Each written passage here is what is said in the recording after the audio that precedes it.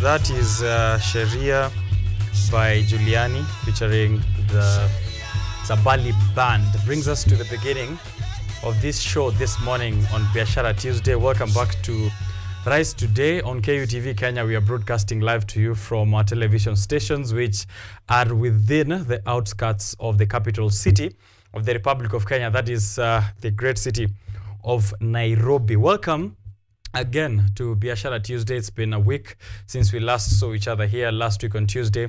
Lots of discussions happened. If you missed out, you definitely missed a lot. But remember, we always have that out on YouTube, so you can always enjoy the show even after we finish the live broadcast. This morning, there's going to be a lot that we are trying to cover, happenings in this country changing every single day. There's something new, something intense, something important that we need to discuss every other day, including developments from as late as this morning. So we'll try and do a proper roundup of the most important ones and ensure that you're well informed, properly informed as you go out to your week, so that you're ready, preparing yourself with the necessary information and of course the necessary tools that will help you thrive within this Republic of Kenya. This being Biashara Tuesday, economic opportunities are something that we are heavily focusing on. So we'll have a look at the financial markets, the stock market, and of course any other places that you can put your investment. We are slowly going into the end of the year. The year's coming to a close, but maybe your biggest achievement could be right around the corner. This is the last quarter of 2024. How are your resolutions looking like from the beginning of the year? Have you achieved them business-wise, work-wise? Did you get the job that you wanted? Did you get the body goals that you wanted? Did you make the reformations that you are seeking to achieve at the beginning of the year? We'll be also tracking that down. Please do share how that progress is looking like from your end. We have a host of guests here this morning. I'll also be letting you in on the kind of conversation you can be looking forward to, the questions that you can prepare for us on social media so that we pose them to the guests we have invited over. But also remember the newspaper review section where the roundup of the most important political stories will be happening. And I'll be sitting alongside Ojwang Mariam, my colleague from Monday's Art and Culture show. So prepare for that and also give us your reactions and feedback. Maybe just to give you a hint of what the state of the nation is looking like this morning for you, and maybe the state of the world in general. We begin with President William Ruto, who did, of course, make it back to the country. However, this is after a very interesting turn of events where he met the leaders of the Ford Foundation as he was doing his US tour during the UNGA 97, where there was a summit of leaders from all over the world in the United Nations congregating to discuss the summit, at a summit of the future, to discuss, of course, the most pressing issues they feel that humanity is facing now and into the coming days. President William Ruto met the leaders of the Ford Foundation after condemning them weeks back that they were the ones, of course, funding, or according to him, they were the ones funding the protests which broke out in Kenya from June of this year and have continued so till date. Confusing state of events there after condemning them and then later on meeting them. Speculations that this could have been an apology from the Ford Foundation, who feel that some of the funding they've provided to activists and artists in this country have not been used properly and have been directed or channeled towards activities that might have led to the protests. Is this true or not? These are discussions that are happening even as the president keeps changing tunes and tones. Someone else who's changing tunes and tones are the very people who have not been following the Constitution. The former Secretary General of UDA, Cleophas Malala, is the first among those petitioners who did put a petition to the courts to decline the impeachment motion that will be hitting the floors of Parliament today. So, Cleophas Malala, the former UDA Secretary General, and 3 other petitioners in different motions or in different petitions filed cases that were supposed to prevent the impeachment motion expected in Parliament. However, the courts have declined to stop the consideration of the motion, and we're expecting that the motion will hit the floor today. So the impeachment motion against the second in power is likely to be on the floor of Parliament today. And according to reports here already, there have been signatures appended, as many as 302 towards that impeachment motion. For it to go through, there's going to be a requirement of 233 members of parliament to support it to sail through, and reports indicating that on Sunday there were already 302 members of parliament who appended their signature. It seems that the goose of the DP Gachagua is as cooked as it is. The violation of Articles 147, 148, 174, 186 and 189. You can have a look at those. Those are what the accusations leveled against DP Rigathi Gachagua look like. They're saying that his conduct and responsibility as the principal assistant to the president have become wanting and demand discussion. Of course, this motion has to be tabled in Parliament and then sail through and before being presented to the Senate. And eventually, of course, if this succeeds, this will be the end of the power, or of course the end of the tenure of DP Gachagua as the second in power. So this will be happening today in Parliament, tabled by the Deputy Majority Whip, and has been confirmed by the Majority Leader. That is Deputy Majority Leader tabling the motion, and has been confirmed by the Majority Leader Kimani Ichung'wah. Is his goose cooked? Of course, this is a conversation we'll be having in depth here on the newspaper review section. Already there are sentiments from Kenyans and other leaders like Member of Parliament Wamuchomba, who claim that this impeachment motion is a diversion from the controversial Adani and the JKIA deal. And of course, we have the Social Health Insurance Fund, which is also taking effect today. So are these distractions, or is there really a power struggle between President William Ruto and DP Gachagua? Reports indicate that, as a matter of fact, there was a meeting between DP Gachagua and President William Ruto last week, where it is reported that he banged the table on his boss in sheer anger as President William Ruto declined to give him an 8 billion shilling exit package. And this is following this sharp difference which has been happening between the two of them. To cement these fears that indeed this could actually be a true power struggle between the two, yesterday, former governor of Kiambu County, Waititu Ferdinand, was arrested on his way along the Northern Bypass and was apprehended by DCI officers to answer to some of the terms that he had given out, or some of the statements he had made on Sunday during a church ceremony, saying that as we are saying DP Gachagua should be impeached, the president as well should follow suit and follow his deputy right after. They are saying that if you're removing dirty underwear, of course, you have to remove the trousers first before you get to the underwear. He says, wabebe wote waende nyumbani. However, of course, he has faced the law, or faced police officers, and we saw the leaders of opposition from Azimio side, including Kalonzo Musyoka, saying that these abductions should stop, and Mheshimiwa Ferdinand Waititu should be accorded the respect as has been played or has been stated in the Constitution.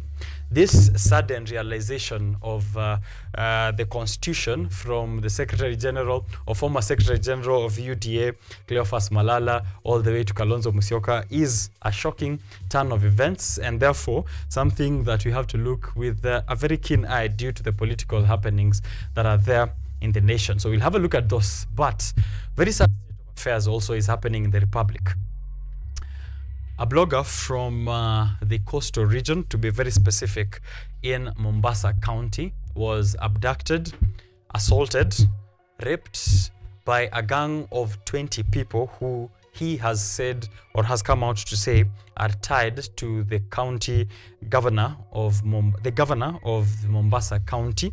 And as of yesterday, police officers, of course, from that county apprehended a few suspects, some of them including the CEC, the minister in that county in charge of lands, who was later on released, and also summons to the county governor, Abdul Swamad, who responded by saying that he is not tied to anything that happened to the blogger, neither him or his mother, as has been alleged by the blogger and other reports on social platforms. He says that he's waiting for the due process to be followed by any of the bodies that are responsible for this and is willing to record statements and provide any information that is necessary for the quickening of the investigation into this very gruesome case of sodomy, rape and assault of a 20-year-old blogger.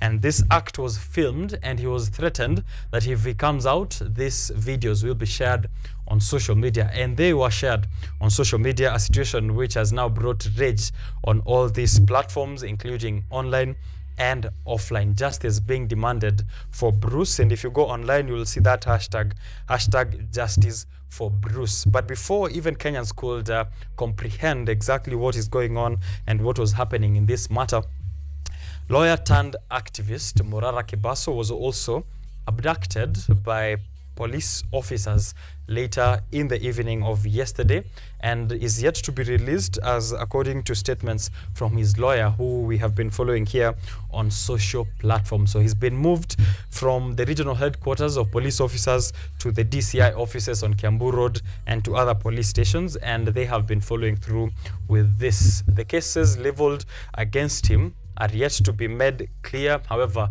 of course, we know that the reason of this is the civic education that he's been conducting across the country and the projects that he has been exposing under this regime of President William Ruto, which are yet to be complete. This has brought anger to the young people who are trending the hashtag Free Morara Kebaso and also saying that Tuesday is Tuesday.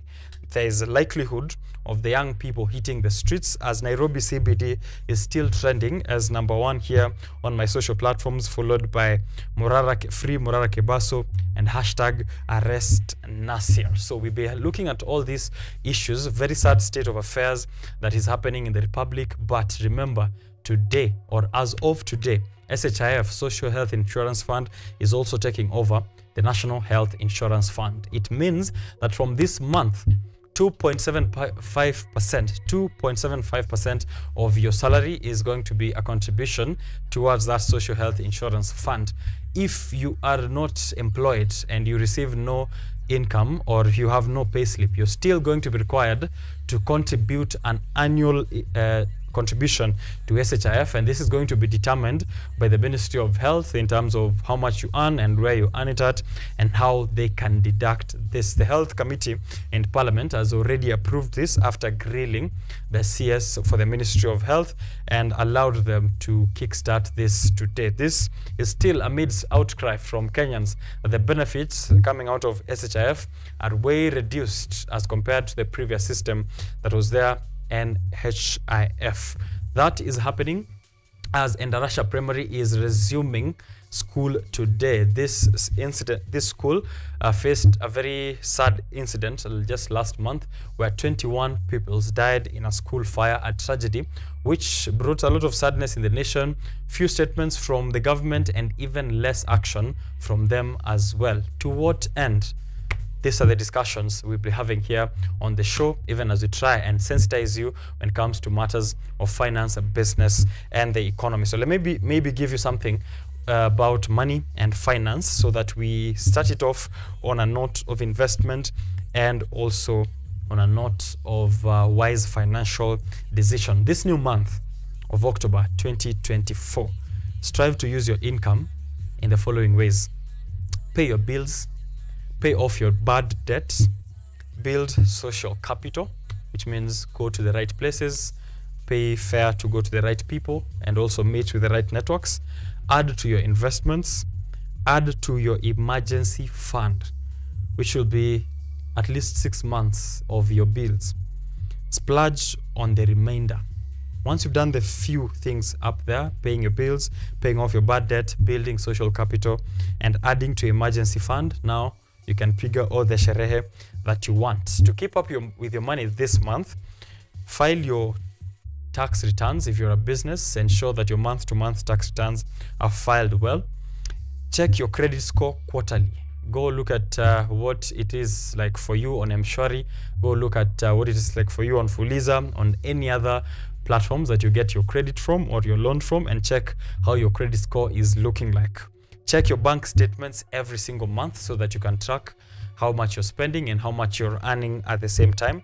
Check your investment statements monthly at the same time so that you know where to invest more or where to reduce investment, and negotiate for cheaper annual insurance premiums.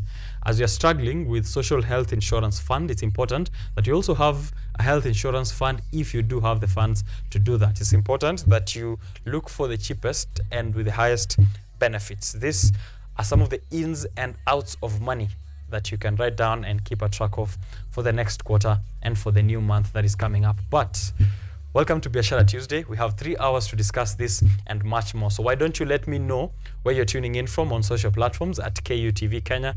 Give a shout out to anyone else who would like to tune into the show.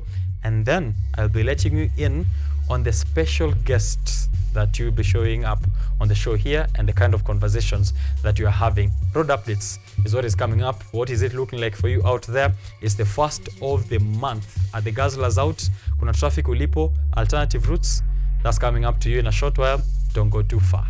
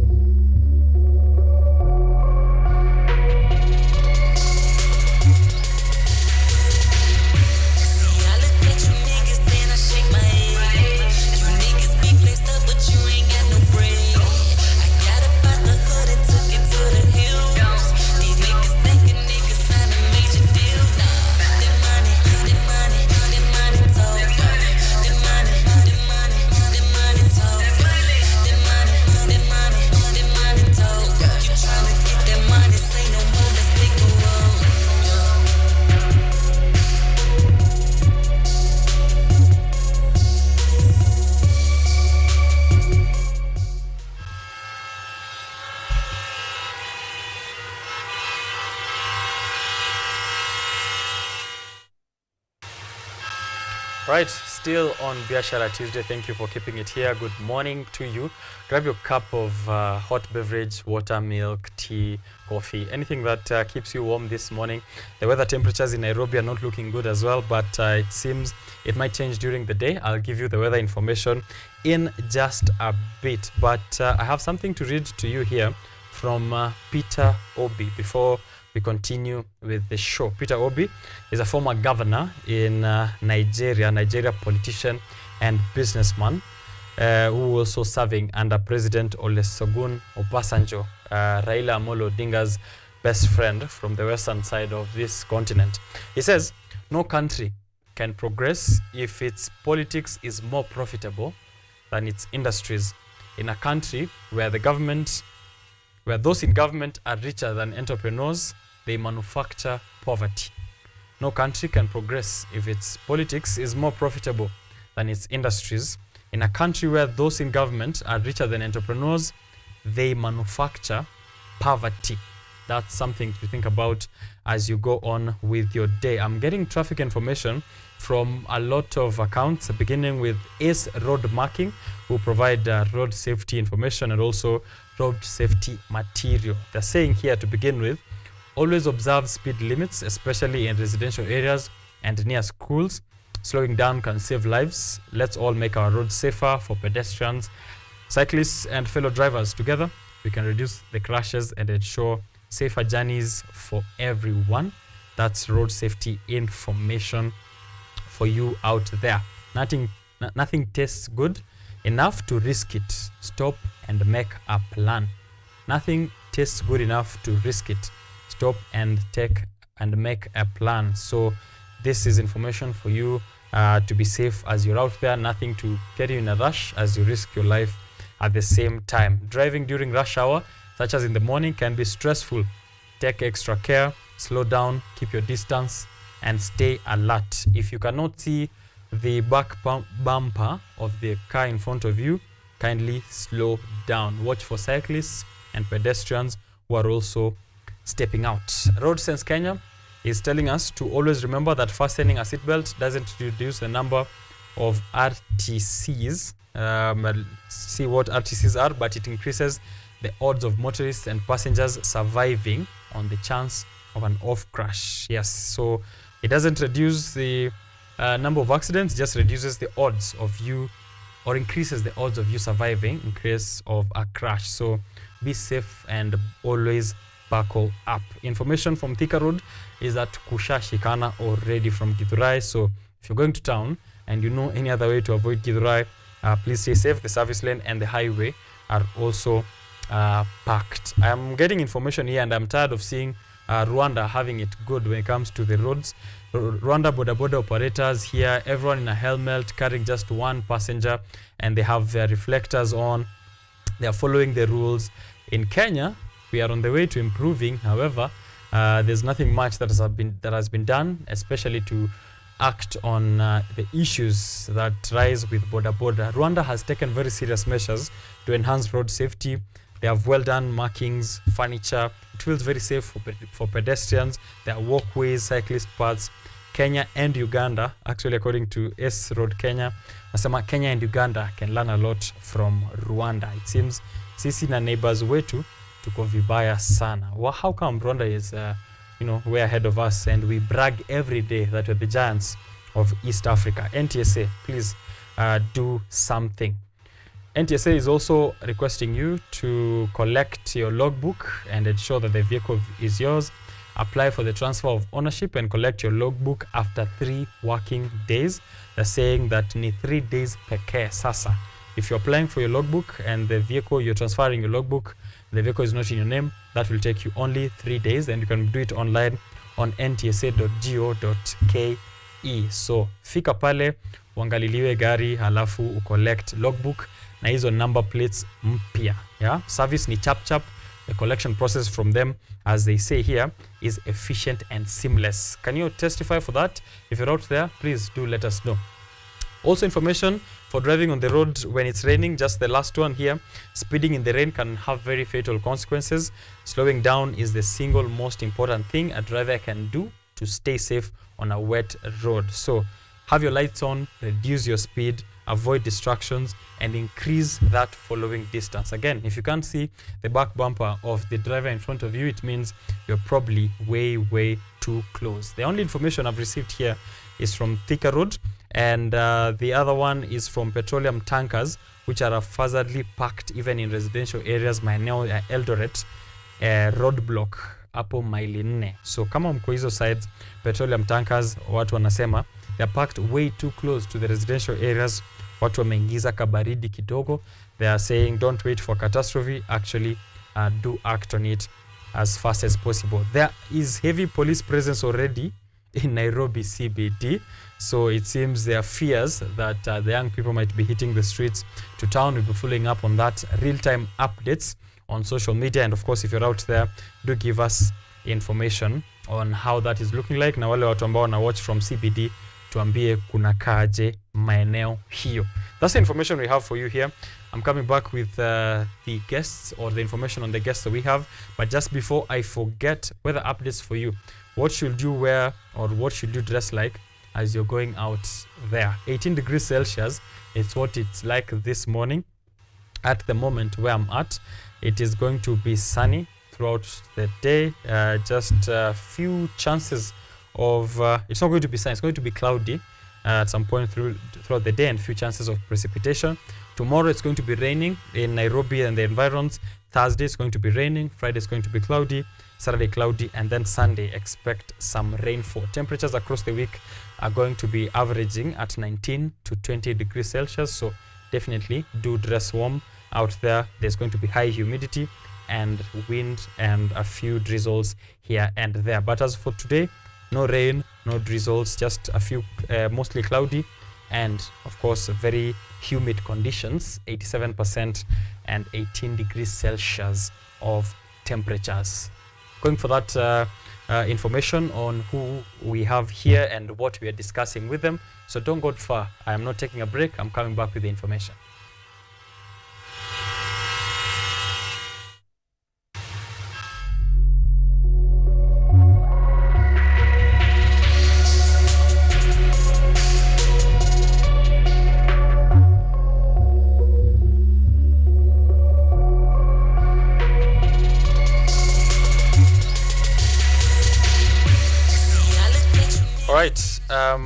here is Mr. Boniface Odhiambo, who's one of us here, programs controller, is tuned in from the City of Angels at Kahawa Wendani. Shout out to you, Mr. Boni, for tuning in.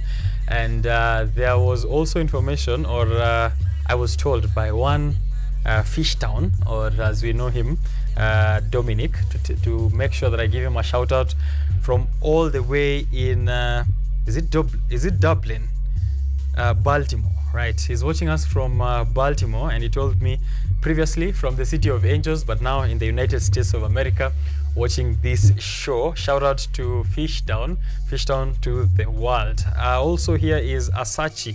Morning OKENYE, you are looking sharp this morning, tuned in to the show from Gong Road till the very last second. Asante sana. Ashley Asachi, who is also one of us here at Kenyatta University Television Station. So we are broadcasting live, and we're also streaming on social platforms.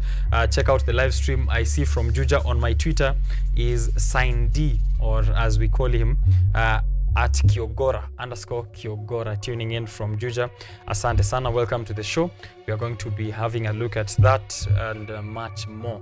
Your feedback and much more. The discussions which are happening here will begin with also information on how to better yourself as a Kenyan student, as a Kenyan citizen, as an entrepreneur, as a young person. I'm having this discussion once more with Top Talent Agency, who have been in Kenya for quite some time. The first time they arrived in Kenya, or the first time that the founder of Top Talent Agency came to Kenya, was in 2015. Mr. Fagan's visit to Kenya in 2015 laid his foundation for him as a humanitarian work, for the humanitarian work that he's doing for Top Talent Agency, and he's been doing this since then, bringing in people who are ambassadors in peace, civility ambassadors, entrepreneurs, inventors, scientists, and other people who are mentoring and supporting the young people in this country in betterment of themselves and their skills as well. So they do this keynote tour where they move around from institutions of higher learning to high schools, to primary schools, to speak to young people, to ensure that they're in the right mindset, in the right state, and they're mentored properly for the future. Here in Kenyatta University, they have a memorandum of understanding with the school where they're doing this in the School of Business, and also in other schools where innovation is concerned, where they're calling it civility meets talent. So they are shaping the talent, and they're moving all around the Republic. They're coming from the United States, moving all around in the Republic to ensure that they're spreading this information. So they've been doing it in Kenyatta University. Last year in September 2023, there was a summit here at the amphitheater where they discussed with the young people on life's pathways and aspirations and entrepreneurship, and what the organization's mission is looking like. So with that introduction, I want to let you know that this morning I'll be sitting down with Tyler Ornstein. Tyler Ornstein is from Top Talent Agency, is an entrepreneur and also a creator of his own coffee brand called Tyler's Coffee. So he'll speak to us about entrepreneurship, about mentorship, and also a very important theme, which is dreaming is good, doing is better. So we want to get you acting and out of your head. All those ideas you have in your head, all those entrepreneurship ideas, business ideas, we want you to put them into motion. And that's why the discussion is dreaming is good, but doing is better. He'll be here alongside Nikki Lay, who's joining us for another time actually. Nikki Lay, we did have a discussion with her last year, I believe, where we interviewed her and another lady for discussions around mentorship and entrepreneurship at the same time. She's an actress, a model, and a social influencer. She has amassed a huge following on social media, which she's using to mentor the young people and to spread this information on how to pursue different life paths and also to aspire to be great. So check out Top Talent Agency online as we prepare for that conversation. As you can see there, what we are showing on the screen, that's Nikki Lay, who will be here alongside Tyler Ornstein. Now, another discussion that you'll be looking forward to is on World Teachers Day. This is a discussion we have had before. Last year on World Teachers Day, we discussed here with the faculty at the School of Education in Kenyatta University. The best school of education in the Republic and probably in East Africa is the School of Education at Kenyatta University, and therefore who else to have a discussion on World Teachers Day with than the faculty there. So this morning I'll be sitting down with Professor Samson Ondigi, who's the Executive Dean at the School of Education and Lifelong Learning at Kenyatta University. Discussions that will be surrounding, of course, the World Teachers Day, but also quality education. Remember last week as well on Tuesday, we had discussions on quality education. What does that mean and where can you get it? How do we ensure that teachers are doing quality education even as they dispense the knowledge to the young people? So those two conversations from Top Talent Agency and the School of Education will be here alongside the newspaper review section with Ojwang Mariam. So it's a packed show. Your feedback is going to be important. Your conversations are going to be important, relevant. We'll give you a shout out. So don't go too far. Let me take a short break after that introduction, and then I'll be right back. We'll kick it back and go on, have fun all the way. This is Biashara Tuesday.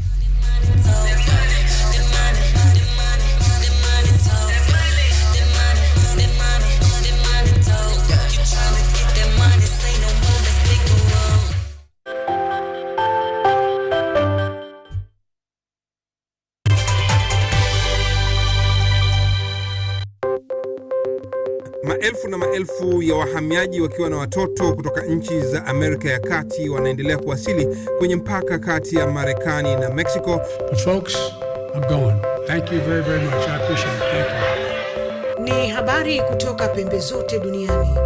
Pepo pasi vuguvugu. Pepo pa ni idea. Tazidi ananyonya, hanyonyi vizuri, anakuwa hayuko comfortable. Jeshi la Jamhuri ya Kidemokrasia ya Kongo linapambana na waasi wa ADF.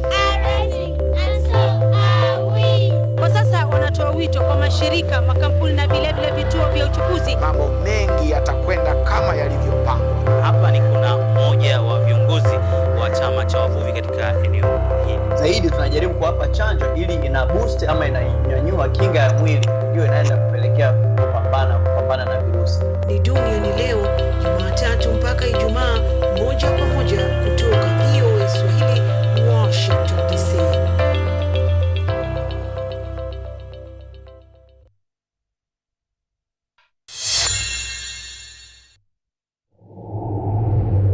First time? Yeah, I'm kind of scared, but I can do this. Yeah. Mess with me. Yeah, let's do this, man.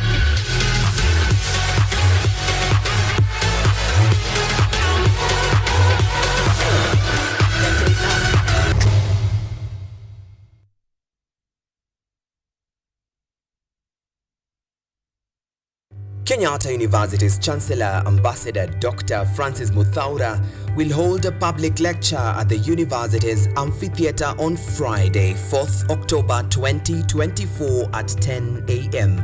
Ambassador Dr. Francis Muthaura has served as a civil servant and a diplomat in the Kenyan government, holding various distinguished positions like the Kenyan ambassador to EU, Belgium and Luxembourg, and a permanent representative to the United Nations in New York. He boasts of the Moran of the Burning Spear and Elder of the Golden Heart. The public lecture themed Strengthening the Future of Higher Education Through Strategic Reforms and Stakeholder Engagement will be live on KUTV and all Kenyatta University's social media platforms.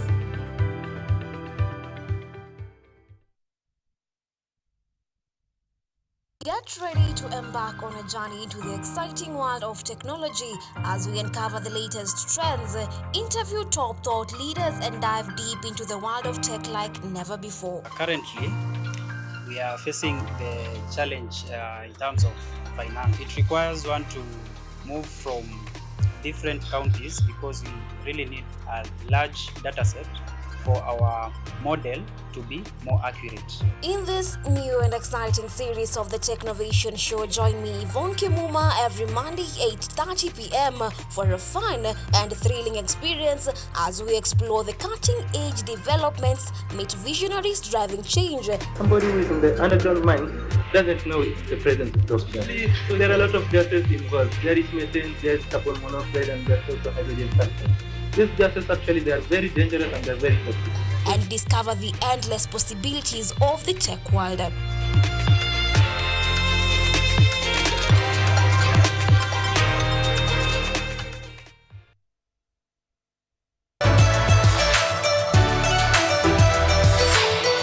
My name is Jakub Petri. I'm Associate Professor in the Institute of Philosophy of Jagiellonian University in Krakow, Poland.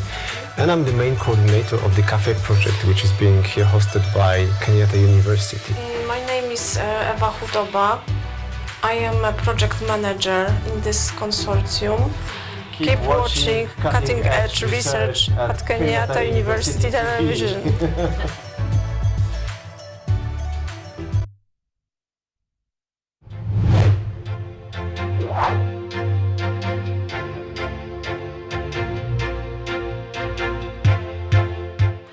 We are all seeing the impacts of climate change. In Kenya, for example, the frequency of the floods is becoming more and worse. The amount of people and livestock we're losing.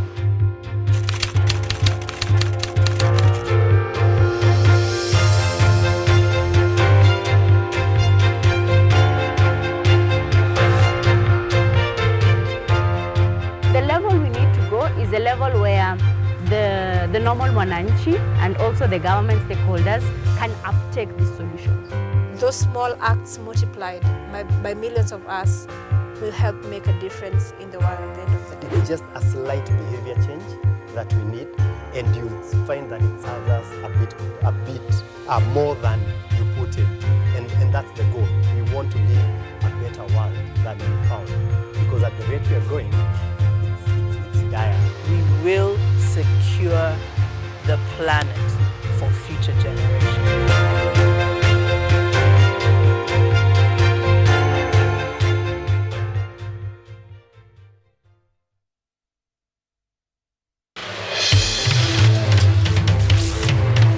Tunachimba hadi mizizi kukuletea yanayojiri. So mimi naomba tu serikali yetu ya Mungu, jibarikiwe na Mungu, iweze kuteremsha bei ya mafuta. Yanayokukumba tuna maizi, tunakutetea sisiri. Kwa kweli ni speciali tukikupambia makala ya mwanamke mwake. Utasema hupendi mizizi ya habari. Nami Caroline.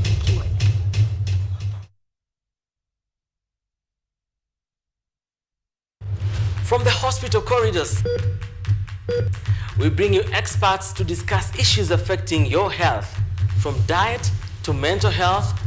The familiar and the ignored are both put into perspective. We then dive into the environment and look at the effects of climate change and its solutions. Join me, Mutegi K. Martin, every Friday at 9 p.m. as we learn on how to better our health while taking care of our environment. Only on KUTV.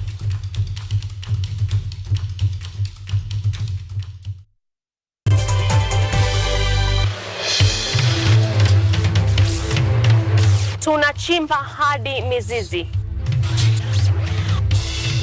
kukuletea yanayojiri. So mimi naomba tu serikali yetu ya Mungu, jibarikiwe na Mungu, iweze kuteremsha bei ya mafuta. Yanayokukumba tuna maizi, tunakutetea sisiri. Kwa kweli ni speciali tukikupambia makala ya mwanamke mwake. Utasema hupendi mizizi ya habari. Nami Caroline.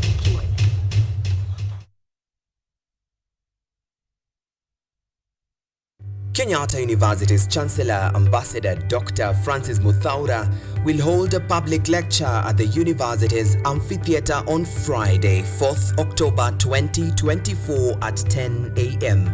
Ambassador Dr. Francis Muthaura has served as a civil servant and a diplomat in the Kenyan government, holding various distinguished positions like the Kenyan ambassador to EU, Belgium and Luxembourg, and a permanent representative to the United Nations in New York.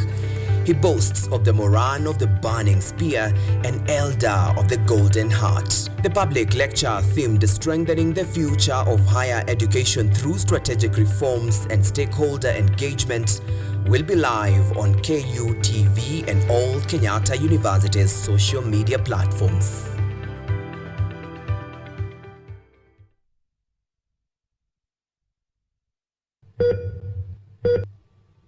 Are you healthy, or rather, do you maintain a healthy lifestyle?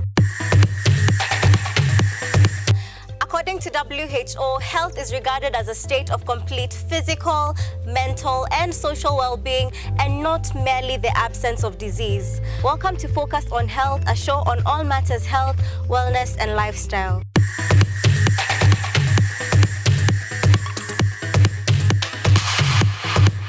On this show, we cover a wide variety of topics inclusive of, but not limited to, dental, optical, mental, reproductive health, and so much more.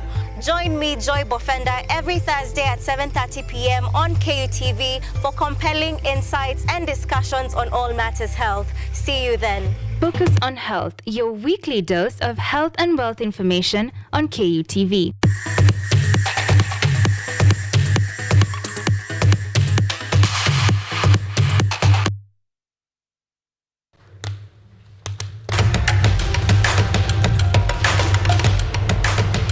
Access to knowledge,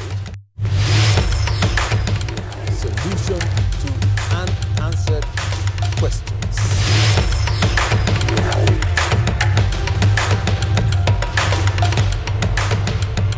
Guidelines to pursuing your rights and repossessing your property, intellectual or material. This and more only on Law Matters.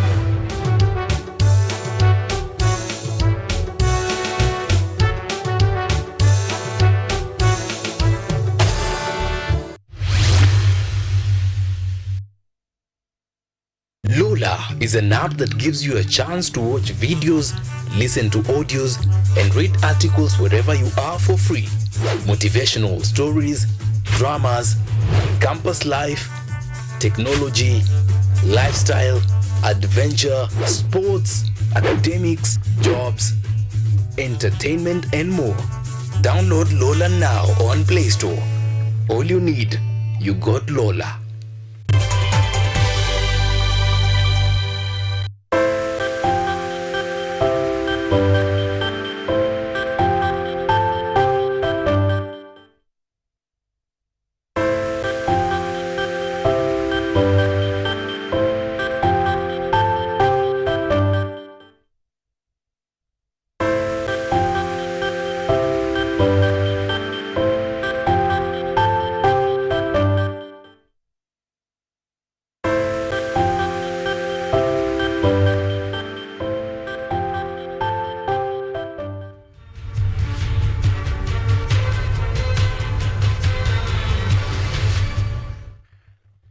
All right, welcome back to Biashara Tuesday. Thank you for your patience and for staying here. But if you're tuning in again for just the first time, you're right on time for the conversations of the day. So give us a shout out on social platforms. I'll be having a look at that feedback at KUTV Kenya at Richard_OKENYE. When I have a look at the feedback, remember we have a couple of conversations also coming up. You can expect those. This morning is going to be more about education. Here we are speaking education in its very core nature. That is what is happening at the School of Education, what the teachers do, what is quality education.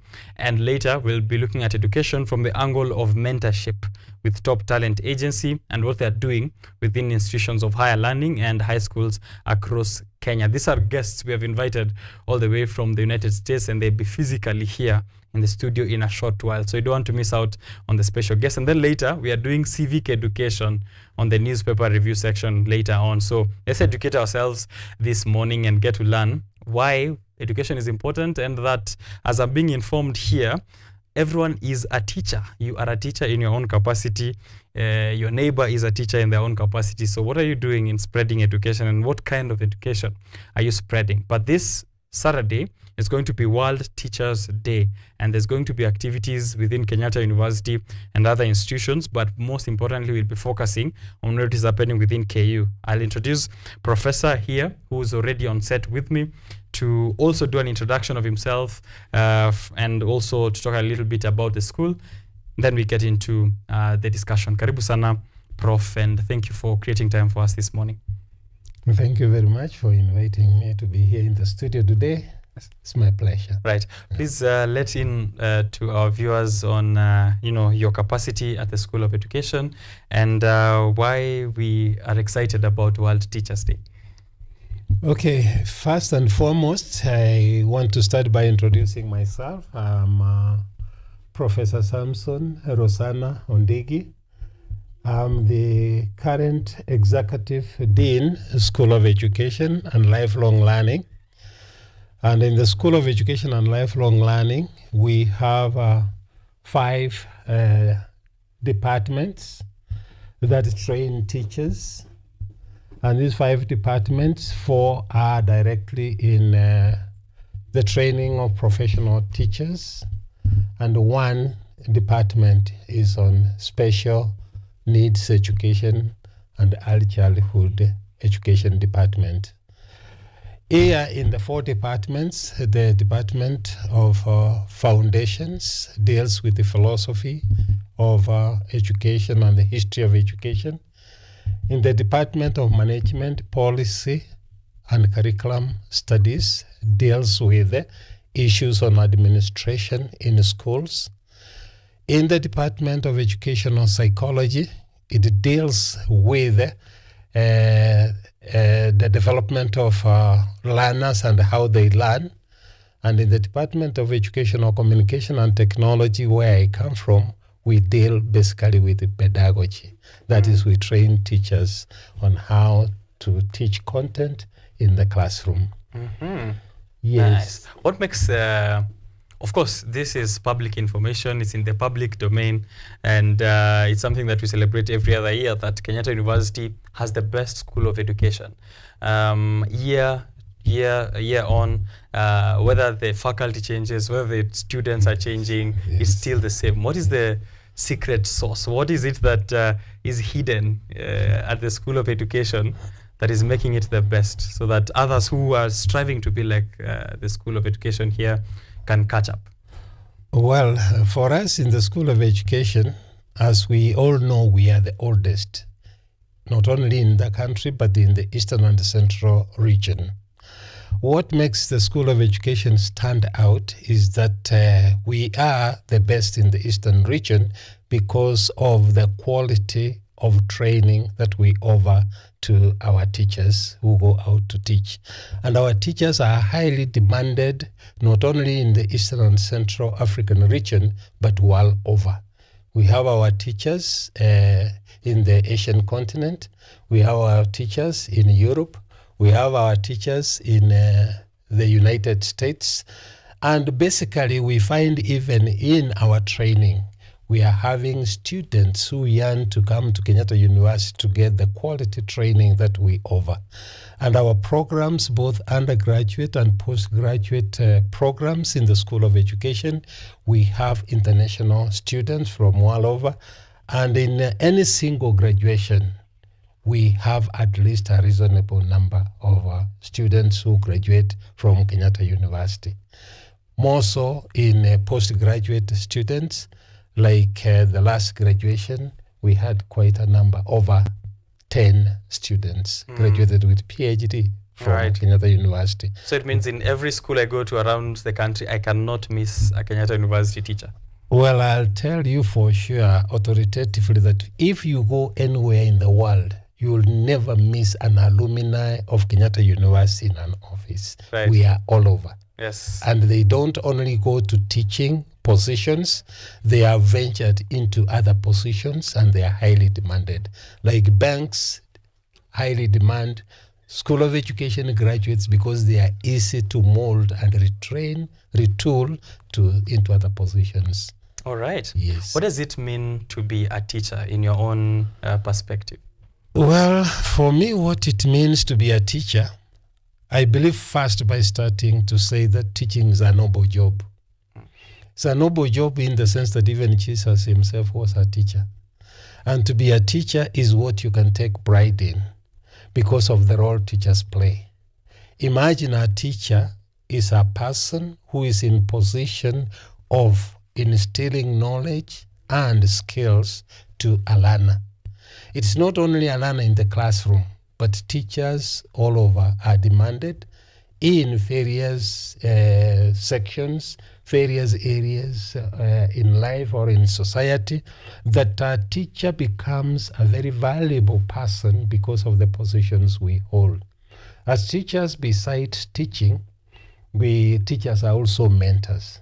Mentors in the sense that they are seen to be persons who have a way of sharing knowledge, of sharing skills, of mentoring, or of being a role model wherever you are. So to be a teacher, you don't only serve in a classroom, but what you do, the way you carry yourself in society, wherever you are, has got impact on those whom you rub shoulders with, those whom you interact with, the way you share what you know, the way you can organize people into doing something or carrying activities in a society or wherever. For example, where I come from, that is in Kisii, you find that if there is an issue, there is a barasa, there is a meeting people have had, at the end of it, you hear them ask, by the way, did you consult Mwalimu Ondigi on this issue for his view?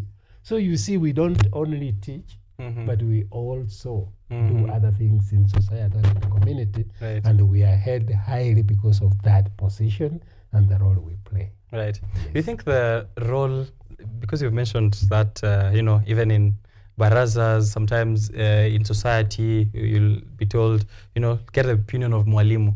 Mwalimu alisemaje. Growing up, I also saw this a lot. I also happen to come from Kisii. This is a coincidence, nothing planned. I also happened, and I did see this growing up. Of course, the opinion of the teacher in society was highly viewed. I remember even my parents telling me that when they were growing up, if you see a teacher during the weekends and you are behaving funnily, you stop, even if it's not during school time. Mwalimu unasimama ama unajificha mwalimu apite, yani anaenda kabisa yotokeze. Yani you're disciplined all the time. This is someone who's taking care of my character, my education, my discipline, whether in school or out of school. But now with changes which have happened over the years, now we even have studying online, homeschooling. Do you think the role of a teacher has changed over the years from being that strict disciplinarian to something else? I don't know what it is now from your POV. Well, because of change in culture, for me, I see it as change in culture, but not in tradition.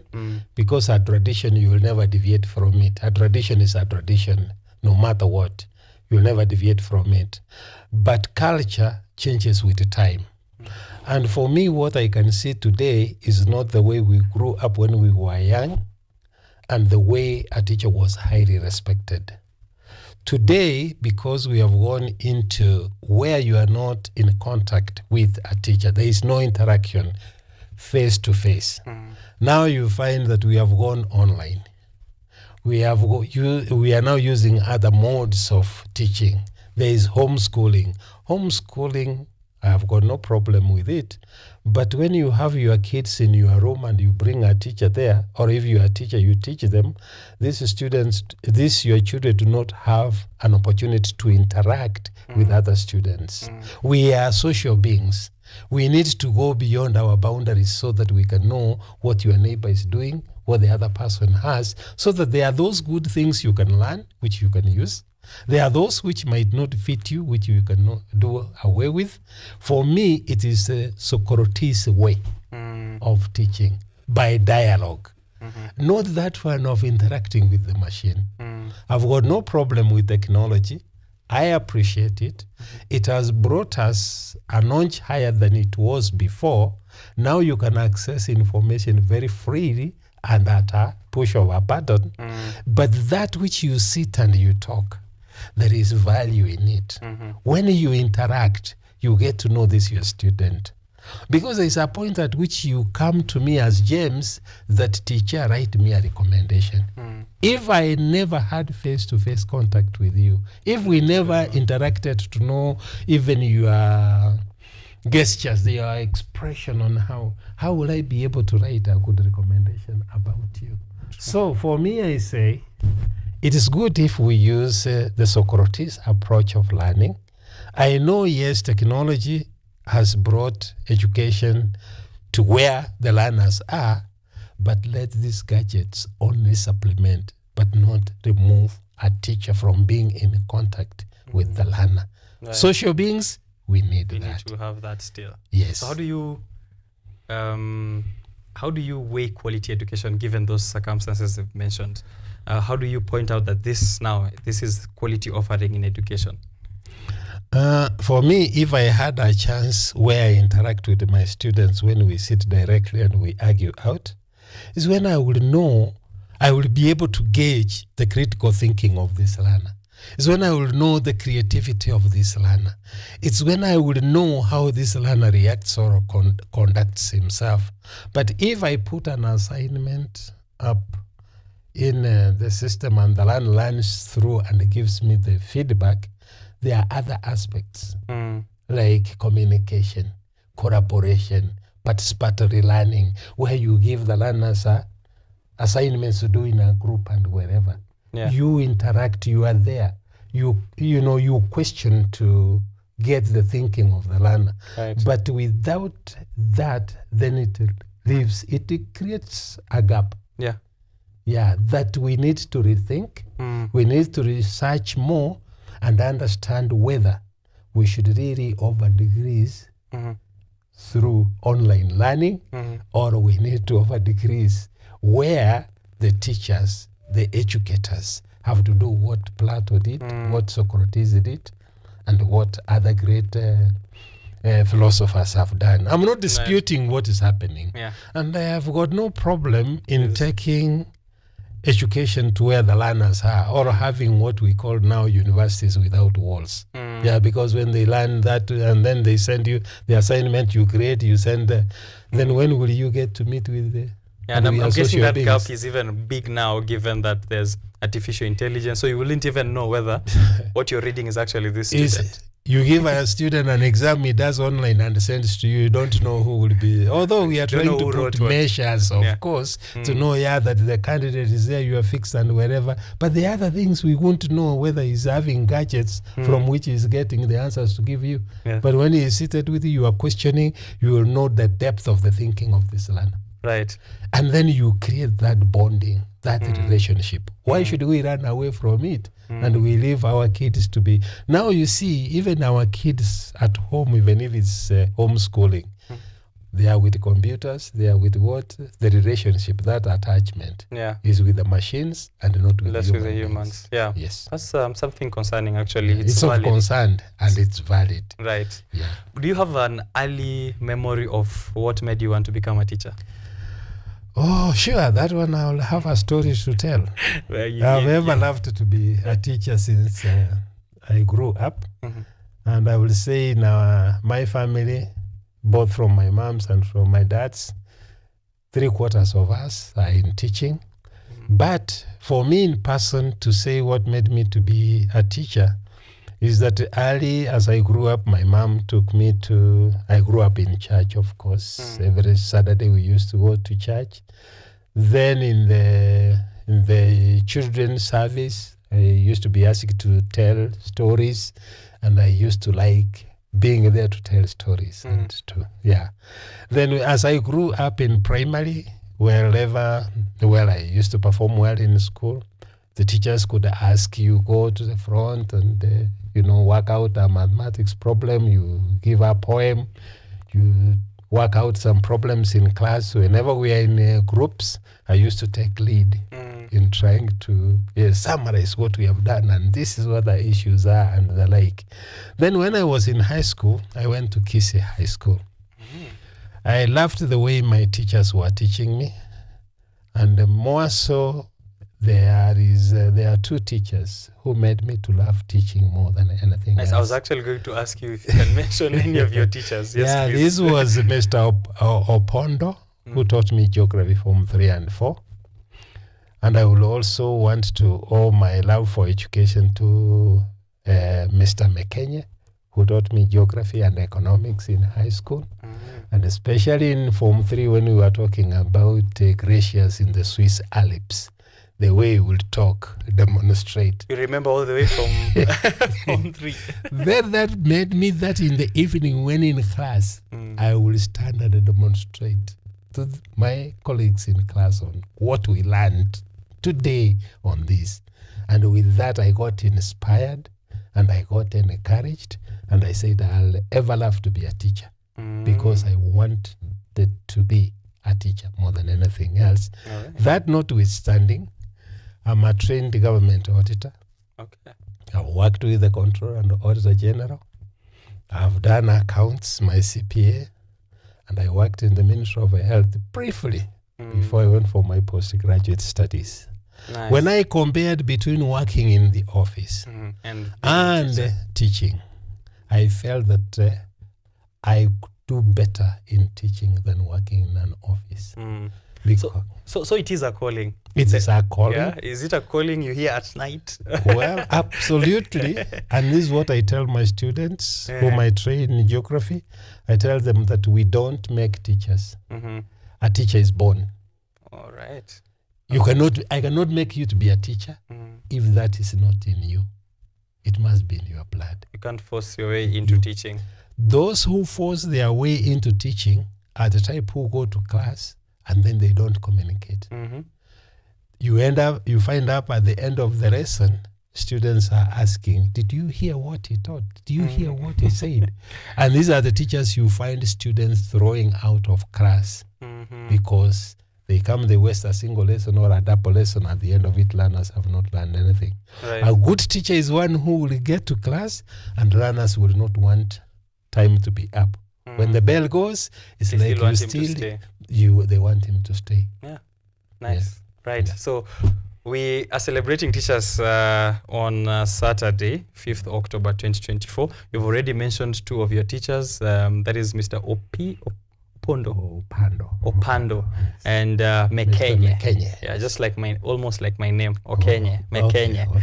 Right. So I'll give also a shout out to my teacher. Tata mi wacha niseme wale ambao they made me. One teacher, I always mention him here over and over again, Mr. John Ototo. I went to primary school called Sameta Boys boarding primary school for the abled and gifted.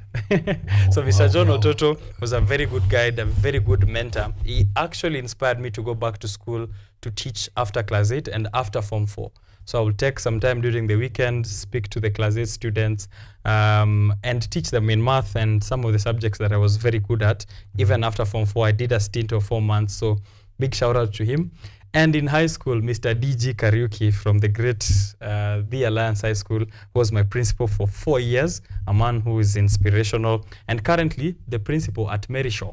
If you know Mary Shaw School, the current principal there, that's my former principal, a man of great inspiration. So if you have a teacher that you'd like to celebrate this coming Saturday, this is your chance to send us a message to wasome hapa, tutumieni majina za walimu wako. If this is your teacher here currently, this is your chance to celebrate him, and I'll send a message to him directly. So go on the live stream KUTV Kenya on social platforms as well. Take advantage of that and send us that message.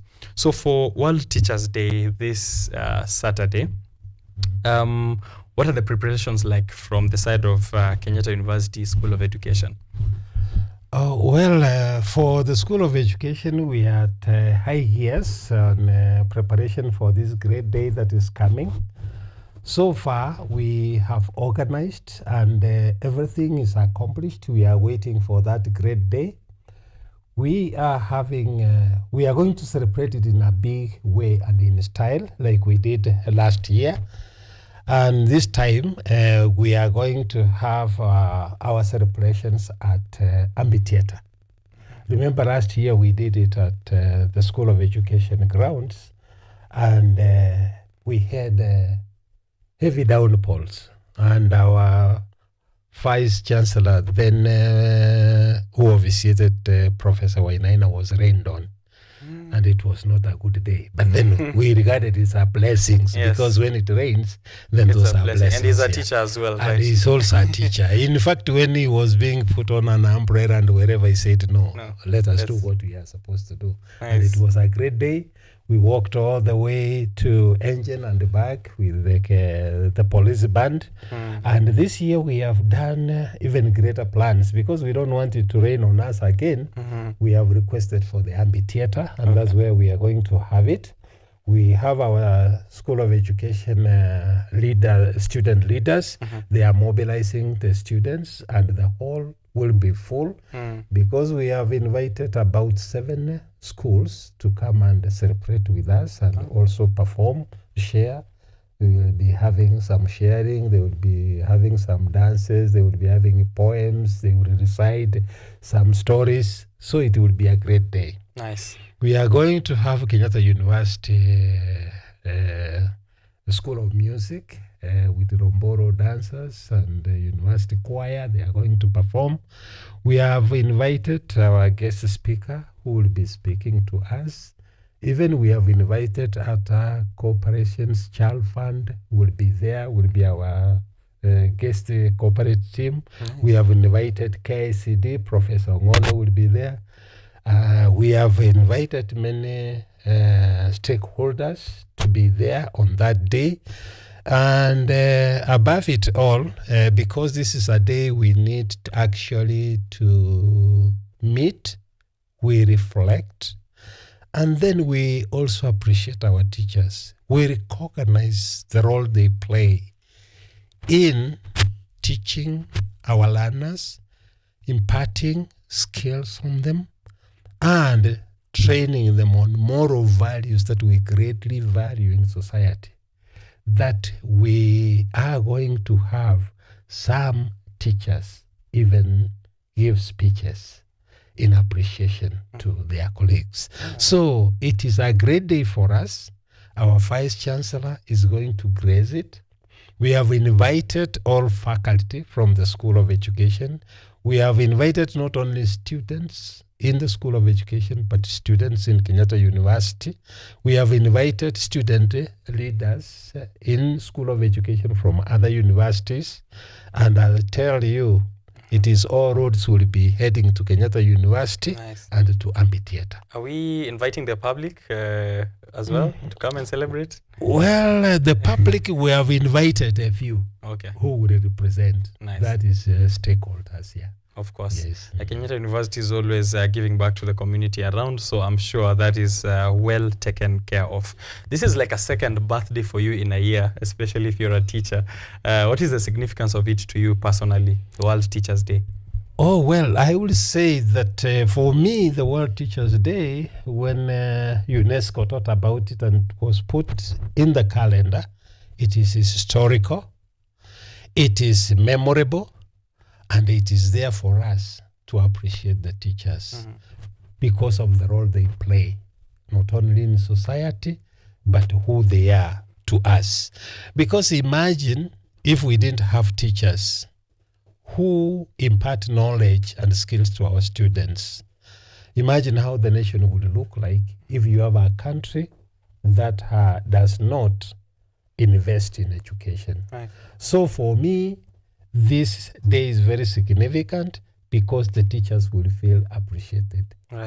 And once it is in the calendar, it is memorable because it will make us realize who teachers are, the role they play, and we also have an opportunity to say thank you for what you're doing to our children, to society, and for who they are. I know there are very many instances that bring joy to you as a teacher throughout the years that you have been doing this as a profession. But maybe do you have few significant one, or if you could say something that gets you excited about teaching, what is it? Well, for me, what gets me excited about teaching is when I do it to my best and I see my students appreciating it. Well, not to chest thumb myself, but here at Kenyatta University, we have a student evaluation of how teachers perform in class. I've gotten feedback from DBTEX And of course, the feedback is the worst I've scored is 98% out of 100. Wow. But every semester, students have evaluated me 100%. And that gives me satisfaction. It gives me joy. And it makes me feel that, yes, indeed, I'm doing what I'm expected to do. And I'm glad to say that I've enjoyed teaching, and I love Kenyatta University because I've been here for a quarter century now. I've never been to any other institution. When I was hired straight from the US, I went to the University of Minnesota, one of the prestigious universities in the United States, and it ranks the 10 best out of other universities in the US, where the late Professor Ayod poached me from there and brought me to Kenyatta University. I've been here, I've taught, and I will tell you that most of my graduates, especially in postgraduate, are holding very high positions in this country and in the Ministry of Health, in the Ministry of Education. And the decision, like Mogaka, who is one of the directors there, the decisions they make is out of what I taught them in class. Oh, nice. The late Professor Ayot used to say that any bad manners you have, it is the bad manners I instilled in you when I was teaching you. Any good things that you do, your success is because of me. Right. And I've taken pride in that, and I enjoy it. Okay. Because of what I've done to Kenyatta University, to this country, and to the society at large. Because my graduates are all over the country. All over the world. I think teachers should be the leaders of this nation. Given the kind of wisdom I am getting from you, this will be the best way for us to head as a nation. I was actually going to ask you, how do teachers promote values such as civic engagement, critical thinking, social responsibility, all these things which are supposed to shape the nation and the future of the nation? How can teachers do that? Okay, things like civic education and the moral values that we instill in our children, these are things you cannot teach us per se. I cannot put you down and try to teach you on how to be well-mannered, but I can only show you. And first and foremost, let me start by saying that a teacher is supposed to be a role model. When you are a role model, those behind you will do what you do. Yeah. So if a teacher is well-mannered, well-behaved, is very strict, does not condone nonsense, hey, teacher Ondigi does not condone nonsense. Yeah. No kids will know that nonsense is not allowed here. It's not allowed at all. If you are outreaching and you relate with the students well, they like getting to you, then they share. You will be sharing and you will be showing them. If you are well disciplined, then there is no way your students cannot be well disciplined. If you go to class like my classes, if I'm in class, you can't get in. That is a no-go zone. You are late, you are late. Next time you will keep time. That is one way of letting the students know that keeping time is an aspect in life. Yeah. Organizational skills. If you go to class, the way you present your content, Mara, you are, we don't know what that teacher, Mara is here, Mara, did you hear what he taught today? Then you lack organizational skills. You are not logical in the way you present yourself. Then even your learners, if you guide them on how you will want them to present their assignment, you are instilling organizational skills in this plane. Sorry to say that the other day I was somewhere and a student walked in and his shirt was in. I had to ask him to go out, tuck in if he was going to be a classroom teacher, then come and attend the disciplinary hearing. That is the way to go. You are not going to be a teacher. And I remember my mentor here at Kenyatta University, the late Professor Ayod, whenever we had postgraduate defenses, if you came in without a tie, he gave you a tie. He had some ties in the office to put and then come and present your proposal. Right. Then that is the way. Chased me out of this show today. I tell you, even the Bible tells us very clearly that the way you train your child, when he grows up, he will not deviate. So as teachers, we know that's what we do. When you are teaching, you engage your students, you make them be critical thinkers. You don't just only give them the knowledge, they walk away. Then that way, when they leave, and if you have trained them that when they're in the classroom teaching, they should engage the learners, and they should not feel that the learners are challenging them. And if they go out and do that, then they will be training learners to be critical thinkers. Make learners not to accept what you tell them as a true gospel without challenging you. Right. There is a lot that teachers do, and we have a lot to do, and that is why we should actually cherish the work of the teachers, and we should appreciate them for what they do. Imagine a kid goes for baby class, you come up to be who you are. Right. There is no reason why you should not appreciate your teacher. Always appreciate the teachers. Absolutely. You know, you've mentioned that you've been at Kenyatta University for a quarter a century. For a quarter century. That's as old as I am. So Actually, I've been here with my wife, Professor Alice Odigi, for that a quarter century. Wow. Ever since we came in, never gone for moonlighting. There is nowhere you will go to any university and you find my name there that I've gone there for moonlighting. Not that I don't need money, but I love Kenyatta University. I love giving my time to my students. And the teachers who love giving their time to the students, then the students get the value for their money. And Right. that's what we need to do as educators. what does Mrs. Professor Ondigi teach, if I may ask, so that we can also celebrate her as we close this conversation? Well, she's a professor of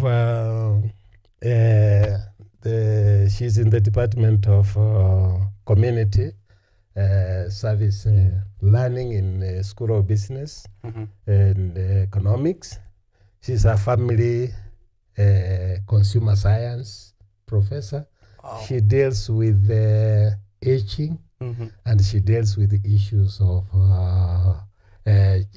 human development. And is what she has loved doing, and she's done for quite some time. She started the School of Tourism, Hospitality and Tourism, the building you see next to Kusta Church, where we celebrate where we go for our church services. She's been a dean for about 9 years. She was a chair for 3 years. Wow. She's really served this university. Wow. And she loves what she's doing.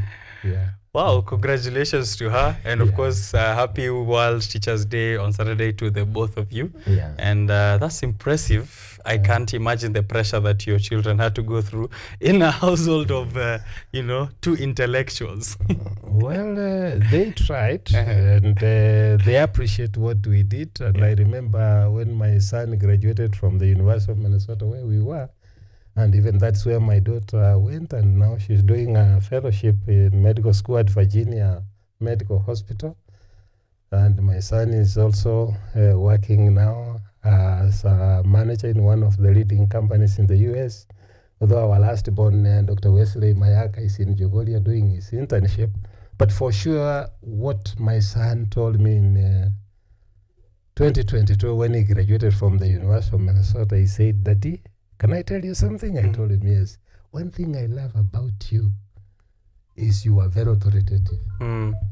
And I don't imagine what I would be if you are not that authoritative. You really pushed us to work hard in class. And my kids have appreciated it. But I had to keep a tough eye on them. Definitely. And now that they have gone out results. and they have succeeded, I feel happy about it, and I appreciate them, and they appreciate me. And that's what parents ought to do. Not that when you are tough to your children, you don't love them. That's when you show your most love for them. Because if you don't and they fail, then you have challenges in life. Now, I'm not worried about what they do, where they are, because you are sure. Yes. Yeah. But if I didn't do that, and they are messy, I would say in the streets, I'll wonder where my son slept. I'll wonder whether my daughter ate or not. Yeah, and that's what parents should do. And for me, I'll say, push kids to the wall, let them do their part. As parents, we do our part. And when our children succeed, then we play a role in also building our nations and our society. All right. Asante sana Professor Samson Ondigi, PhD, CPK, Executive Dean at the School of Education and Lifelong Learning here at Kenyatta University. I had so many questions that I had for this conversation. The volatile situation we are in the country, the role of teachers in that, and many more. Maybe sometime later we can, because of the time issue now, sometime, if you have time again, Professor, I'd love to have you here so that we continue this conversation further on quality education and the role of teachers in the society. But just maybe to close it up, a last word to teachers as they prepare for World Teachers Day on Saturday, and maybe you could throw them here a lesson or two for the quarter century that you've been doing this. Oh, well, for me, I'll say that I'm very grateful for this opportunity that you've given me here to come and share my experiences and my life over time that I've been here in Kenyatta University. Mine is just to wish well to our teachers, be it those who handle our pupils or our children in early childhood, those who teach in primary schools, those who teach in secondary schools, those who teach in middle-level colleges, and those of us who are in institutions of higher learning. First and foremost, I want to appreciate my colleagues in the School of Education and Lifelong Learning who have worked with me for this, my first term as Executive Dean in the School of Education. I want to appreciate my Deputy Executive Dean, Dr. Nelly Otupe, who has supported me and has worked very closely with me, and all the faculty in the School of Education for the good job that they are doing. They are the ones who have given their time, that they have sacrificed, and they have given the best quality training in Kenyatta University that has helped the School of Education to reclaim its position in Kenya, Eastern and Central Africa. And this has meant Kenyatta University to reclaim its position among the top universities in this country. Mine is to wish our teachers well. Sorry to say that I understand the circumstances under which they work, but mine is to pray that they be resilient. They do their best within the means of what is available. I know there is issue of infrastructure, there is issue of enrollment in classes. Teachers are handling high numbers, and I know the working conditions are not all that favorable. I'm speaking that as a teacher because I know the circumstances under which we go, but mine is to congratulate all of them wherever they are, that as we celebrate the World Teachers Day, let us celebrate it with joy and let us take pride in that which we do, because we are important in this nation. Without teachers who are agents of change, then there is no country that can grow, or there is no economy that can grow and develop. So I appreciate what the work we do, and I wish them well as we celebrate the World Teachers Day on Saturday, and let teachers turn out in numbers, and let us also go out as parents and we support the teachers. We give them gifts. If where we can send messages, congratulatory messages if we don't have anything to give, and that will be well, and the day will be great. Thank you very much. All right, that is Professor Ondigi. Professor Samson Ondigi is the Executive Dean at the School of Education, the most relevant person to have this discussion with about World Teachers Day, the role of teachers in society, and of course, quality education, because quality education comes from Kenyatta University School of Education. So if you want to enroll, actually, for the young people who are looking to go to school or to look for a school of education, walk in here and inquire. Look for the dean, go have a discussion with him, and then you will learn how you can acquire that skill, that knowledge. Celebrate your teachers. Unaweza tuma pia M-Pesa. Tafuta namba ya mwalimu wako, mrushie hata 100, mrushie salamu, mwambie asante sana. Si ndio? Yeah? Appreciate them in the least and in the most ways that you can. Nothing will go, of course, without that appreciation. As we know, our teachers are always grateful. The one thing that I also picked from a professor there was, a teacher is a role model. And I remember my skills of organization, of being neat or being clean, came from this one teacher that I used to observe keenly, my science teacher from back in primary school. And I wondered how he kept up. And I said, one day when I grow up, I have to make sure that I dress as nice and organized as him. And I've tried to keep that in mind as possible. So maybe also share with us some lessons that you've gotten from your teachers as you celebrate them and as you share their names as well. So from that, I'm going for a short break and then coming back with another conversation, still on education, but as I said, in mentorship. Top Talent Agency have been doing this for a couple of years now. They're doing it in Kenyatta University. They had a summit last year in the amphitheater where World Teachers Day is going to be celebrated on Saturday.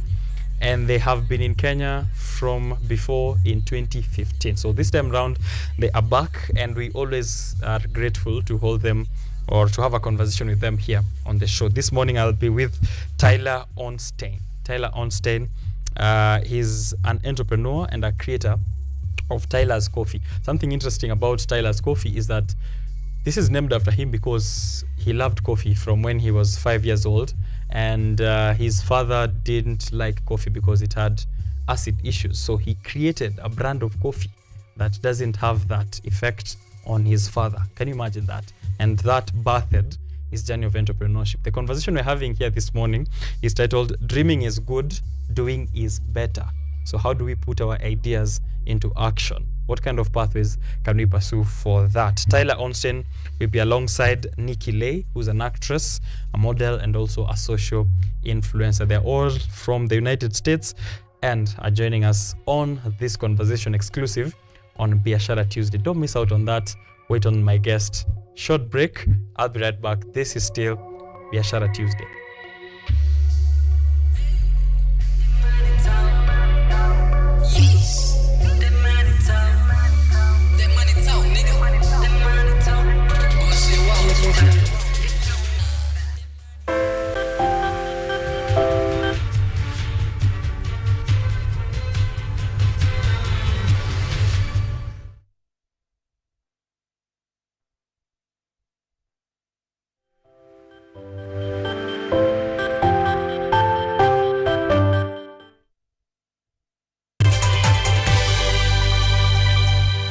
Lola ni programu inayokupa fursa ya kutizama video zozote pindi tu unapokuwa na nafasi. Hadithi za kukupa motisha, drama, maisha ya vyuo vikuu, teknolojia, masuala ya jamii, kuzuru maeneo tofauti, spoti, burudani na zaidi. Pata programu ya Lola sasa kwenye rununu yako kwa yote unayohitaji. Kenyatta University's Chancellor Ambassador Dr. Francis Muthaura will hold a public lecture at the university's amphitheater on Friday, 4th October 2024 at 10 a.m. Ambassador Dr. Francis Muthaura has served as a civil servant and a diplomat in the Kenyan government, holding various distinguished positions like the Kenyan ambassador to EU, Belgium and Luxembourg, and a permanent representative to the United Nations in New York. He boasts of the Moran of the Burning Spear and Elder of the Golden Heart. The public lecture themed Strengthening the Future of Higher Education Through Strategic Reforms and Stakeholder Engagement will be live on KUTV and all Kenyatta University's social media platforms.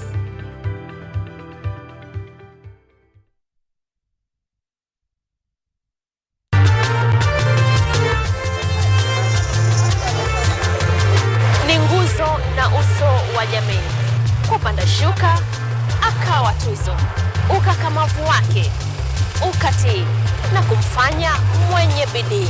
Kwa machozi na makeke, akabaini jinsi ya kuweni. Huyu ni mwanamke ngangari, kwa jinsi alivyo ng'ari-ng'ari. Mimi ni mwanamke mwake. Usikose kutazama kipindi cha Mwanamke Mwake, nami Caroline Kimwele.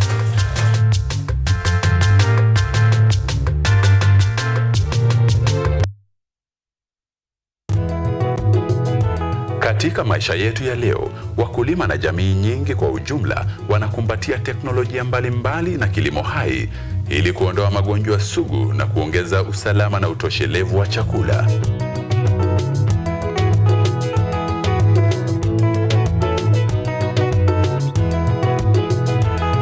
Mbolea asili imepunguza asidi kwenye udongo na kuongeza mavuno chungu nzima.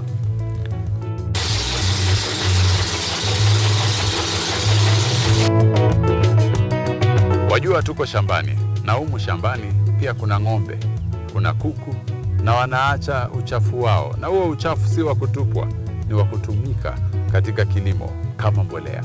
Kwa sababu mimea hii imekuwa kutumia mbolea ya hawa wanyama. Wakulima mbalimbali wamekumbatia teknolojia ili kuokoa gharama ya ukulima na kutumia nafasi zilizopo katika mashamba yao.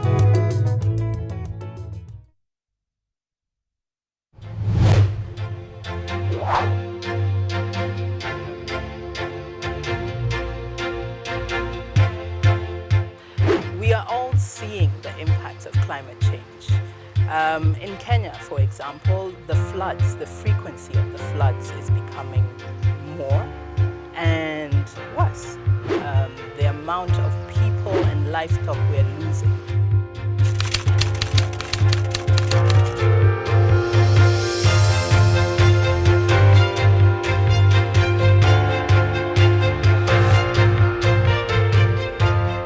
The level we need to go is a level where the normal mwananchi and also the government stakeholders can uptake these solutions. Those small acts multiplied by millions of us will help make a difference in the world at the end of the day. It's just a slight behavior change that we need, and you'll find that it serves us a bit more than you put in. And that's the goal. We want to live a better world than we found. Because at the rate we are going, it's dire. We will secure the planet for future generations.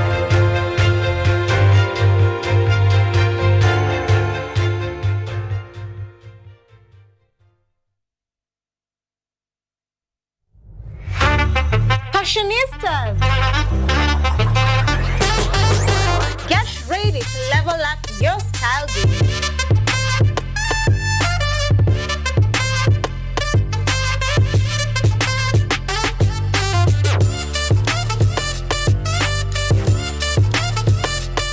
Tune in to Fashion Diaries every Monday at 8 p.m. with me, Ashley Asachi. From Kia heels to slit suits, we've got the trends that will make you shine. Don't be left out. Join us for a fashion-filled adventure.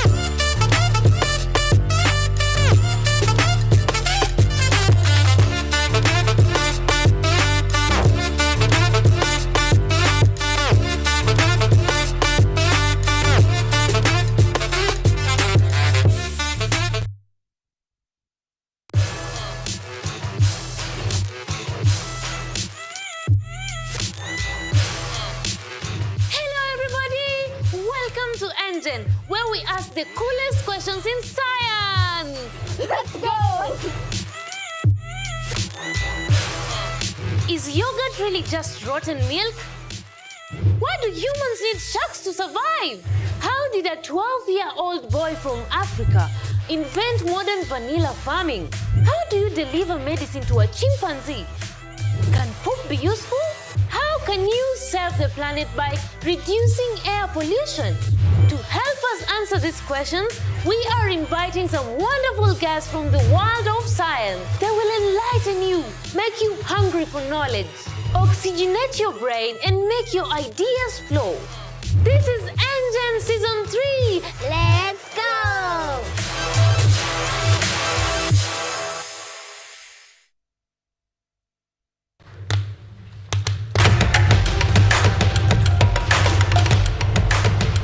Access to knowledge.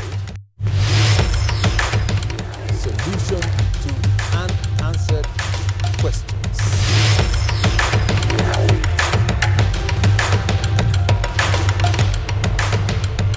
Guidelines to pursuing your rights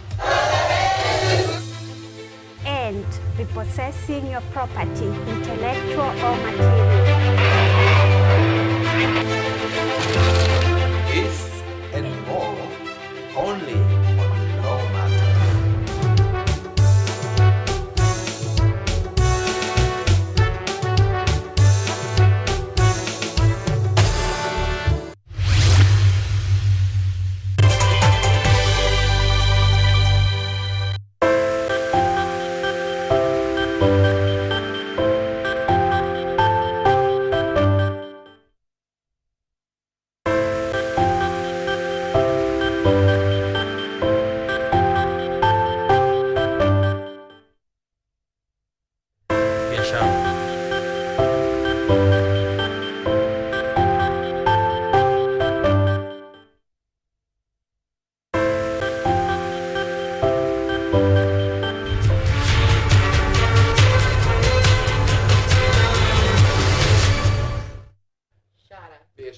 Yes, Biashara Tuesday is live on air. Welcome back. Thank you for joining us from 7 a.m. to right about now. It's 9 o'clock and I have very special guests for you here. Very special thing that I'm holding on the set as well. This is Tyler's coffee, but it's going to be mine in a few.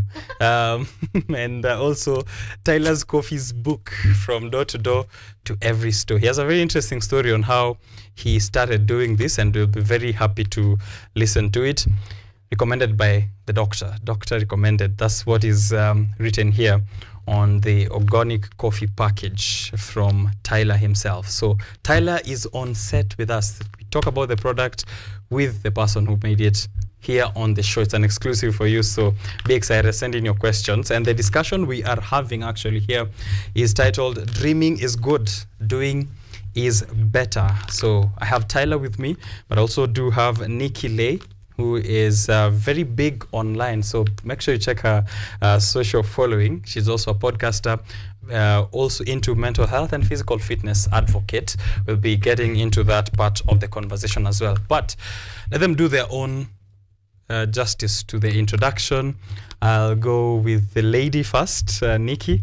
If you could introduce yourself to our audience, to the Kenyans who are watching you here this morning, you know, where they can find you, how your journey has been so far coming to Kenya, and then we can discuss further.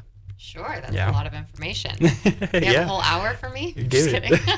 Hi, I'm Nikki Lee. I'm an actress, a model, a mental health advocate. I take health very seriously. I have a longevity and health podcast called Longevity Junkie, where it's myself and a doctor, because we really want to make sure that we bring you the up-to-date and true information that you need in order to be healthy. And there's so much misinformation out there, so we wanted to make sure that you guys got the right information.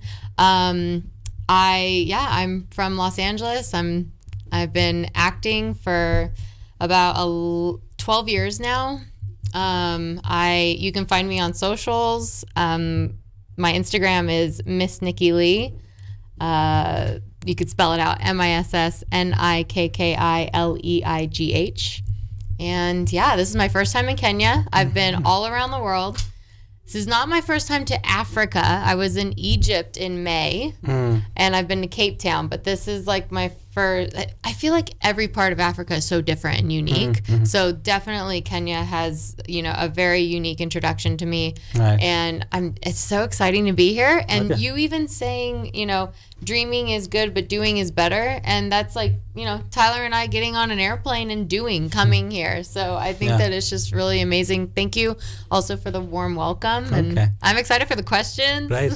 Welcome to the show. Thank you. Thank you. Tyler, very composed. Are you always this chill? You've been very chill since you came in. I appreciate it. Sometimes I'm chill and sometimes I'm very energetic. It just depends. It's an honor to be here, first and foremost. Thank you so much, Biashara. I can't tell you enough how excited I am to be here in Kenya, to understand the Kenyan culture, to understand the Kenyan people, to understand really what it's like to be a Kenyan. Yeah. And one of the things that I really love is the hospitality that you have, the love that you have, the support that you have. And it makes me feel very happy that you all are just wanting to strive and be better and grow. And that was something that I did when I was 13 years old. I actually went door to door on my bicycle, actually giving out my coffee samples and only asking for a name and number. And a lot of people will tell you that success comes with failure. And I failed so many times in my life, and I failed so hard. And the one thing I can tell you is that failure is not the problem, but repeating your failures is. And so we need to learn from our failures. And so anyone that's out there that wants to be an entrepreneur or create something for themselves, it's okay to fail. You just have to learn from your failures.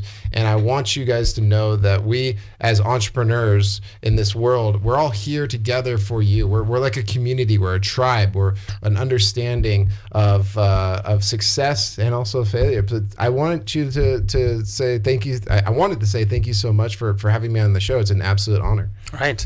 Welcome. You're very welcome. I'm excited to have you here, and also for what you are actually specifically in Kenya to do. You're here with Top Talent Agency, the both of you, for a tour around the country. Maybe Nikki, you could start by letting us know what is expected out of this tour, and what kind of activities are you going to be up to throughout the week?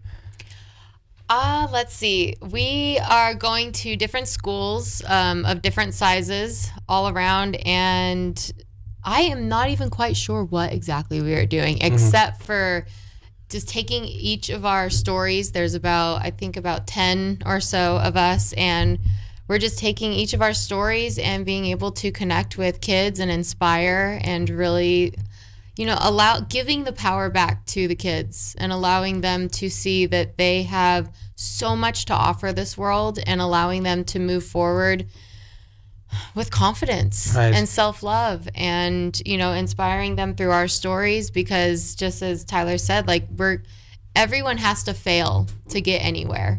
And failure can be so scary, and it can be seen by others as not don't fail, you'll get it's not the right thing to do, you're not going to be successful if you fail. But the only way to be successful from a failure is learning from that, making sure that you take the lessons that are given to you, because they're actually gifts.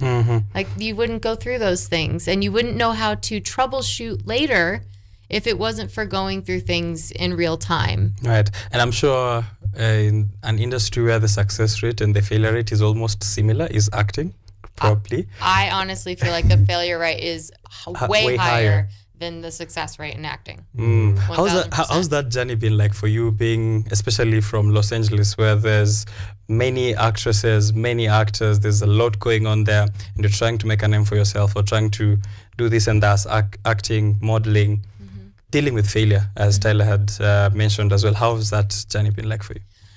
It has been a very difficult journey, but at the same time a very beautiful one, because I wouldn't be the person I am today, a really strong, confident, self-assured person, if it wasn't for all the no's that I got. And I keep getting, because at first when you're starting out, you want to be perfect. You want to be perfect on camera. You want to do the right thing. And the right thing is so many different things, because it's such a creative place. And you go into these auditions, and you don't know what they want. You just have to be your best version of yourself, bring everything you can to the table, and be happy with it. You have to really develop a self-confidence and a self-love because you are putting yourself out there all the time. And you showing up and doing your best is not necessarily what they might be looking for, but that doesn't mean that you're not doing it right. That just means you're getting more practice. You know, you're learning from what you could see as a failure because you didn't get the role or something, but it's actually just practice and play and make sure that you show up each day just ready to play and have fun. And so it has also allowed me to be more playful, and not saying that I didn't go through the tears and the why not me's and, you know, and like I thought I did so good, but that's the thing, you did great, you know? And so this journey has really been about learning myself as well, which has been one of the most beautiful things, and just being grateful for it. And the more gratitude I have seen or I have shown is the more I get back and the more right projects I get, which is really beautiful. This is going to be a very good story for the kids once you hit the ground running across the institutions in Kenya. You said, you know, you're going to take your story there. That story in itself is an inspiration to any university student who's trying to try out something, or any high school kid who's trying to start out on something. Starting is very important. I think that's, you know, a lesson we can pick from you. The no's that you are saying you received is something I am also very aware of in my own life. Sure. I have tried a venture before. I keep saying it on this show. It was a medical related startup. And back then, as a young person, about 17, 18 years, you can imagine the amount of no's I will receive in doctors' offices. They're like, no, this kid, what does he know? He's been around for less than a quarter century. He doesn't know much. I've been practicing this for 30, 40 years. So I imagine the same thing for you, Tyler. How is it like this book from you? This is his book on this journey to Tyler's Coffee. It reads here, the 15-year-old boy who created a 7-figure coffee business from door to door to every store. How are the no's like? You know, knocking and trying to give someone coffee, and they're like, so get out of here, man. The no's were interesting because you know, when I was growing up, all my friends were playing video games. They were hanging out. I was literally out there pounding the streets. I was, you know, like walking and bicycling and building. And I had a dream. I wanted to have, I'm a car guy. I wanted to have a nice car. And my father, he pretty much told me, he said, whatever you want, you have to earn. You have to go out there and you have to get it. It doesn't get handed to you. You know, life doesn't get handed to you. You have to earn your life. And when I said, okay, I'm not going to be able to have it as something given to me. I have to earn it. I have to work for it. I have to go out there and do it. That was the driven passion that allowed me to go forward. And a lot of successful entrepreneurs and business owners, they don't really they don't really look at the no's. They look at how many no's do I get until a yes. How many no's will I get into a yes? Because at one point you're just playing a numbers game. There's too many no's by definition to not get a yes. And I'll never forget this very sweet lady. I was making phone call after phone call after school, and it was no. Who are you? I don't know you. Take me off your list. I'm calling the cops. No. So this very, very sweet lady goes, hey, that's some of the best coffee I ever had. I'd like to have some. I'd come by and sell me some coffee.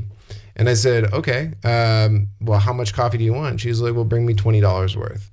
And that was that first yes, after all these no's, after all this rejection, after all of this, I'm never going to be something, to, oh my God, I have someone that actually believes in me. I have someone that's really willing to give up their hard-earned money for my product or service, and I can actually move forward in my mindset that this is actually viable. And that was something that just really got a fire inside me. It blew me up. I really was just like, and I just got addicted to it. I got addicted to the success. I got addicted to helping people. One of the things that I speak on is if you're going to start a business, you have to have the key word, your cornerstone that holds up both pillars of your business, that holds up everything, is the word help. Are you helping people fix their problem? Are you helping people understand that there's a better solution out there than there already exists to? People are drinking coffee every day. Millions and billions of people drink coffee every single day. But what if we could provide a healthier solution to that coffee? Right. That's the difference. The help that you're mentioning, right? Yes. So we'll get into what makes this coffee different in just a short bit, but that's some information for you if you're an entrepreneur. Of course, that's some lesson that you can write down for yourself. Go out there, make sure that help is also a part of it, because once you provide help, I'm sure that's a blueprint for success, because people are always going to need that sort of help. Yeah. What are you looking forward to in this tour with Top Talent Agency? So so yesterday we went to a bunch of schools. Oh, already? We did. Nice. And these children looked at us like, oh my God, who are these people? They're These rock guys. stars.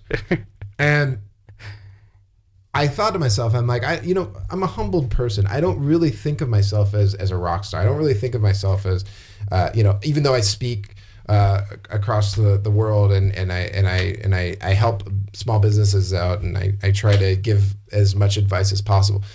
But what I realized in that moment was, yes, this is like me. I was always looking for a mentor. I was always looking for someone to look up to. I was always looking for someone that I could see myself being.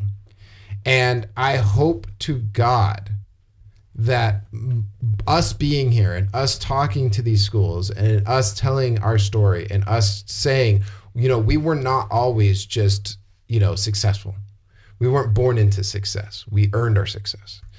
I hope that message hits true on someone out there that goes, I'm going to be inspired, I am going to dream, and I'm going to want what he has. And that's why I'm here. I hope that my message of me in the struggle, of me growing, of me failing, of me having so much against me, to allow me to be here speaking to you today, has given me the ability so that other people can see my success and want that. All right.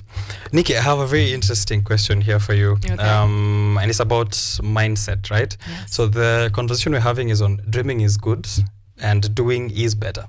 Sometimes as simple as getting out of bed to go pick a cup and fetch some water to drink takes a lot of mind work. Oh, yeah. You could lay there for an hour thirsty.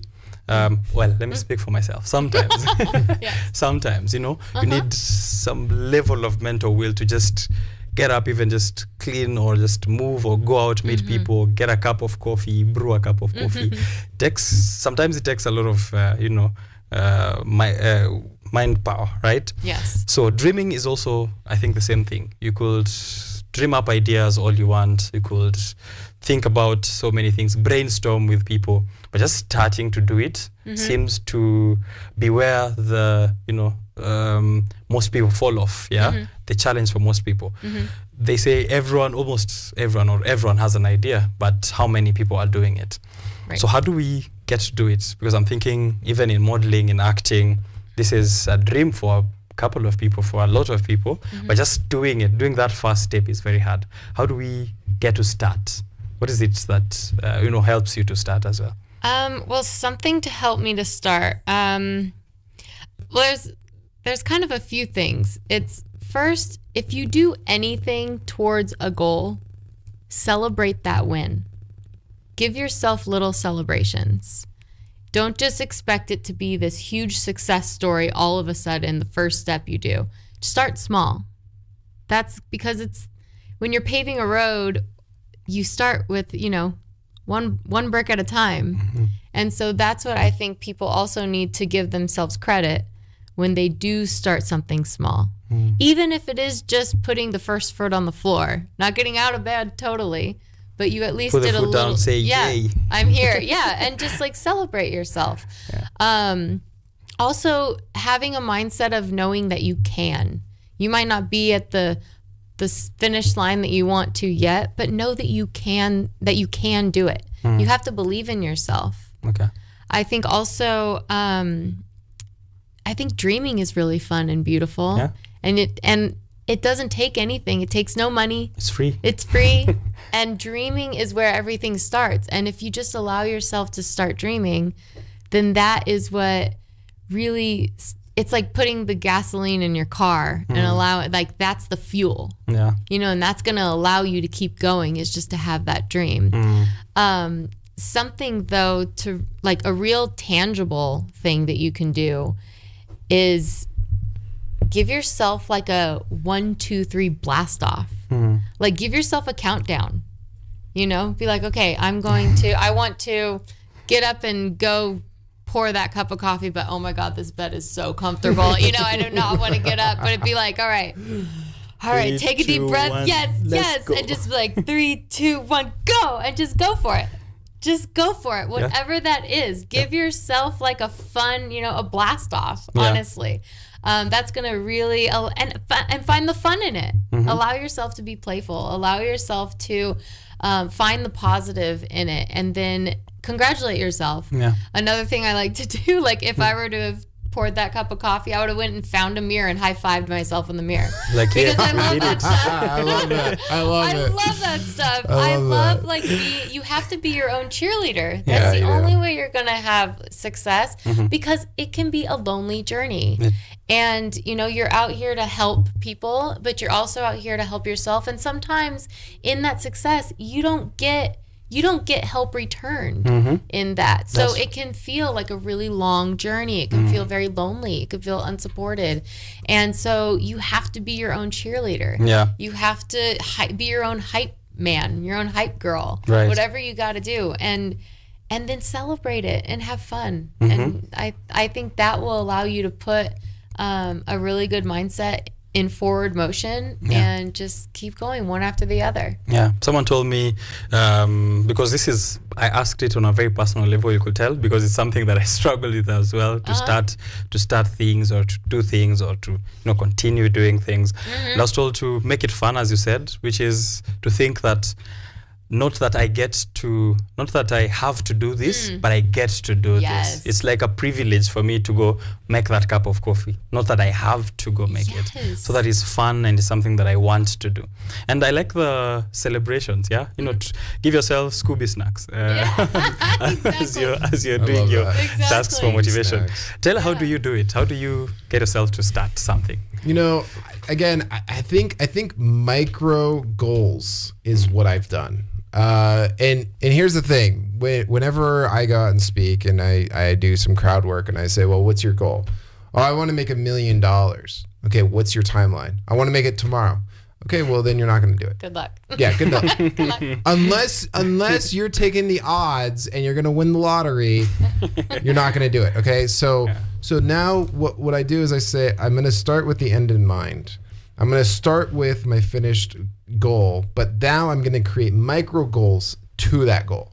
So if I want to make $1 million next year, which is feasible, where do I start in 2 days? Where do I start in a week? Where do I start in a month? Where do I start in a quarter?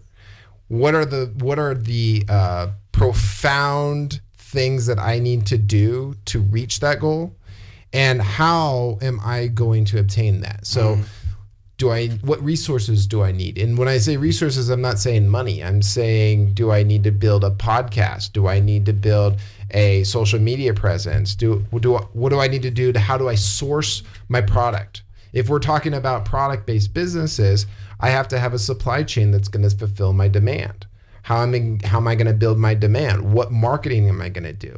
And so when your brain starts thinking like that, then you can actually start putting all of these things in a timeline and building these timelines. And so you have these marks in the timeline and you write down these micro goals along the timeline. Now, can you not make your goal? Of course you can. Of course you can. But if you start creating these micro goals in your timeline and you start looking at it and visualizing it, you're going to have a much better way of obtaining it.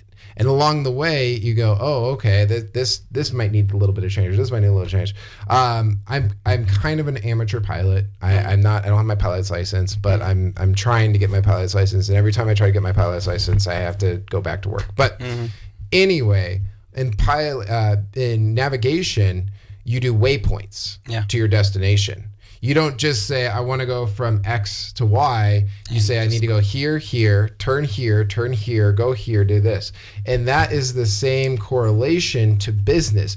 In business, it's not, you don't just go from 0 to 100. You have to progressively grow your business. And then you also have to pause in case you have an issue with your supply chain, in case you have an issue with your social media, in case you have an issue with your service, in case you have an issue with customers.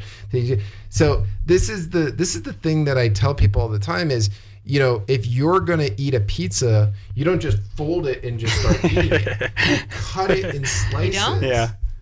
Well, sometimes. Actually,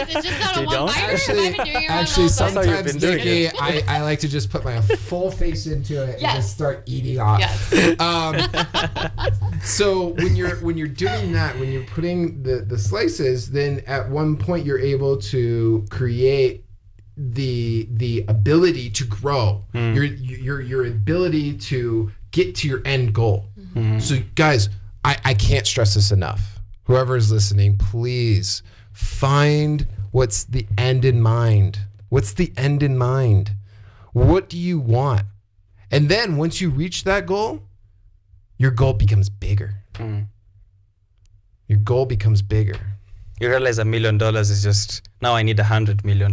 There you go. All right. So let's talk about this coffee before I get back to Nikki. Tyler's Coffee is the world's first acid-free coffee. Yes. What does it mean, acid-free? So what it means is that we created a coffee that doesn't bloom the tannin and lipid acids in the roast. So tannin and lipid acids are used in photosynthesis. So with anything and everything that's plant matter based has to have photosynthesis. But what we found out is that the tannins acid and the lipid acid wreak havoc on the GI tract. So people that have Crohn's, GERD, leaky gut, overactive bladder, heartburn, indigestion, they can't have coffee. It's painful. It gives them acid reflux. They don't enjoy it. And the reason why this came to be is my father and I bonded over coffee at a very, very young age. And at one point, he couldn't drink coffee anymore because he had peptic ulcers. And the doctor said, hey, you got to stop drinking coffee. And he said, hey, I'm not going to. It's not an option. Yeah. So the option that he took is, how do I change the molecular structure of the bean so that people like myself can now drink coffee? And that's what we did. And we've been wildly successful at it. We're, like you said, we're a 7-figure company now, and we've been in over 1,200 stores across the country in America, U.S. based. But hopefully, Kenya will also get a supply of this, right? Coffee. Do I get to keep this? You do. Thank you. It is yours. The first taster of Tyler's Coffee in Kenya. That has to be job, right? Exactly. Right. Yeah, this is what I get. Good, that's good. I keep coming here every Tuesday just for that one day when I'll get a Tyler's Coffee. So I finally did it, guys. So do you have a Tyler's cup every morning? I do. You have your own cup every morning? I do. I drink my coffee every morning. Okay. I love. See, the thing is, okay, that's a great segue, guys. Always love what you do. Love what you do. And if you actually are the biggest customer, then you want the best product, right? I would never in a million years want to drink a bad tasting cup of coffee. Because you already know what good coffee is. Exactly. So keep making it better. Yeah. Not just for others, also for yourself. Exactly. So keep making your product better. And then another thing, and here's a really good tidbit. Always listen to your customers. You know, a lot of people have said, oh, you know, we're growing too big. I still take customer calls if I can. I'll say, hey, thank you for calling Tyler's Coffees. How can we help you? And I'll work through that call with that customer. And then they'll be like, what's your name? And I'll be like, it's Tyler. And they're like, the Tyler? I say, absolutely. Yeah. You know? Right. So another thing is we have a review email. So after you get the coffee delivered, we send out a review email. If it's over 4 stars, I say, great, we love you. Thank you so much for being a customer. If it's under 3 stars, it goes directly to my email. And I want to know why they did not like why did they not like it? Yeah. And so I'll call my customers and say, hey, I saw you did a 3-star. I'm Tyler. How can I help you? I have learned from those people better than any other company that I could acquire or buy.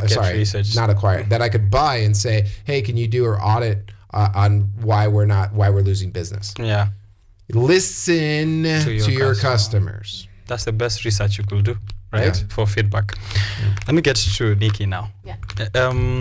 I'm listening to his entrepreneurship journey. I have listened to a bunch of others here on the show, and you do a mental health, podcast, and you're very into mental health. So the stresses of business, the stresses of trying, the stresses of starting out, failing. That's not something we can brush off easily. You could be the strongest out there. As you said even earlier, that it's not like you didn't have the nights where you were crying over rejections or heartbroken or feeling sad. Sometimes it's too heartbreaking for others. They just stop that dreaming and that journey at that point.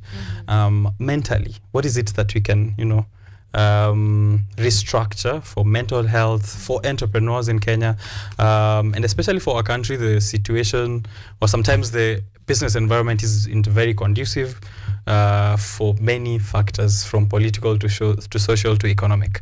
But the mental health part of it has to be intact throughout these changes. How do you do it, and how can entrepreneurs, keep their mental health in check? Well, I think the key word in that for your mental health, keeping that in check, is balance. I think balance, it gives you more fuel to go forward. Make sure that if you're burnt out, or if you had a bad day, or you had, something that was a failure, as you would call it, go do something you enjoy. Go outside, or whatever you really want to do. If that's hopping on and playing video games, then just, take a break and do something what you love. If that's eating a really amazing meal, or going out and, having a social time and calling your friends, or whatever it is, just make sure that you do that. Make sure you're gentle with yourself as well. That's actually something that I really had to learn, was to be kind to yourself. We're everyone else's best friend, and we can call up our best friend and give them the best advice, or be there for them. Or if they're complaining, you're able to say, it's okay, you did your best. I love you. You're good. This isn't the end of the world. We're going to get through this. You have to talk to yourself like you're your best friend. Right. Then that is actually one of the hardest things to do, to actually be kind to yourself, because we put ourselves on such, with such high standards. And it's so hard to reach that all the time. But it goes back to kind of what I was saying about celebrating the little wins. Even when he was saying his micro goals up to the big goal, it's kind of the same idea, where you're actually celebrating each micro goal that you accomplish. But you actually, in that balance, you actually celebrate it. Like, not just, okay, checked off that, I'm still, reaching the top of the mountain, but really celebrate that. Have a little party, have your own little personal party, and just really allow yourself to feel the joy from doing that first victory, no matter how big or small it is. So I really believe, learning what you like. And that is interesting too, that it took me forever, and I'm still learning what I actually enjoy. And I have had to, it's really funny, I'm a list person. So it's a Virgo thing. He'd get that. He's been drilling me. He knows Virgos. So, and I will list out what I like and be like, okay, now there's no excuse about not doing something I enjoy, because there's a list of things here. I gotta at least do one. Yeah. Even if it's, taking a shower and turning on the music and dancing in the shower or singing in the shower, but just allow yourself to do something that brings a smile to your face, and I think it's really just having that balance. If you work yourself hard, relax. And I also, because mental health and even just health in general and the balance, sleep is so important. I think people underestimate how important sleep is. Guilty as charged. Yeah, see? And so, if we're working to have the most successful business, or we're working to be the most successful person, or just reaching these incredible goals, burning yourself out and taking all-nighters, and even here being at a university, like students, doing all these all-nighters is not going to help you ace the test and really understand what you were learning. There's so much scientific evidence that having 8 hours of sleep allows your brain to absorb everything you were just cramming into it. If you just keep cramming all this stuff into it, it's not going to settle and be understood. And making sure that you're able to be refreshed and get up and go take that test, or just have that balance, be able to arrive, feeling refreshed, because that's the way you're going to show up the best you can and allow yourself to actually climb that mountain. You can't climb the mountain on no sleep. Right. You have to rest, you have to recharge your body. And so I really believe keeping a balance of what makes you happy. So it's called the Longevity Junkie Podcast, right? Yes, Longevity Junkie Podcast. Right, Exactly. check it out, Longevity Junkie Podcast. That's where you'll get more of those conversations on wellness from this obsessive traveler. I'm just looking at your Instagram profile. It has to be updated. Oh my God. Yeah, please. She's really popular. She's got over a million 1.3 followers. I million. know. I'm so I'm honored and humbled to be in her presence right now. 1.3 million followers, 6 million across social media platforms. How do you do it? Maybe a word of advice on social media and content marketing. I know businesses right now are very big into that, given the way things are moving, e-commerce, and all of that. So social media has become such a big deal. How did you do it to get to this point? I mean, and it's not something, it has to be consistent. Consistency is key. Now, don't burn yourself out. And this, don't burn yourself out of, I need to post every single solitary day. You can, of course, if it's, something that's not stressing you out. But having let's break this full circle with help. Okay. Be helpful. Find something that will help you understand, learn from it, as well as bring helpful tips or be of service to your following. That is also that's a really great way for people to find you as well, because if you're providing information, you're giving them something, you're giving new followers something to gravitate towards you, because then the more advice that you give, the more those people are able to kind of count on you for advice that they liked in the first place, that really captured them and got them to click that follow button. So they'll keep coming back. Yeah, and keep coming back. Another great thing that I've heard for people, because you can be on social media for so many different reasons. So finding a niche, like Tyler found coffee. Find your niche. And then just deep dive into that. Become curious. Okay. Becoming curious is one of the key things to life, honestly. And that's actually one thing that I've recognized just being here I've only been here really a night and a morning. But the people that I've already learned from and met this morning, it's their curiosity. It's them really wanting to know how. Even you asking these questions, how did you do this? Yeah. And being curious and wanting to keep diving into it. And so having that curiosity, consistency, and being helpful and offering advice are Yeah. the top 3, I would think. Sure. You're also a top manifester, so Oh yeah. I'm also manifesting this for myself as Yeah. well. Yeah. Yeah, well, manifesting is about, from the first point that I made in the beginning, was about believing in yourself. You can't manifest anything if you don't believe that you can achieve it. Okay. Right, Tyler. What are the stops like for this week, so that people can dress up and watch out for you guys wherever you'll be at in Kenya? So I am. Let me just go back to Nikki really quick. So I want to just also say this is it kind of boils down to this. You're either a viewer or you're a creator. So if you're going to view social media content, that's fine. I don't have any quarrels against that. Nikki loves how she has 1 million viewers. But for an entrepreneur, you have to be a creator. And so if you want to be successful, you have to start putting yourself out there. You have to just start putting yourself out there. You have to start giving and giving and giving and giving and giving more to receive. Where we're gonna be, I would love to tell you exactly, but I'm sure those names are just now.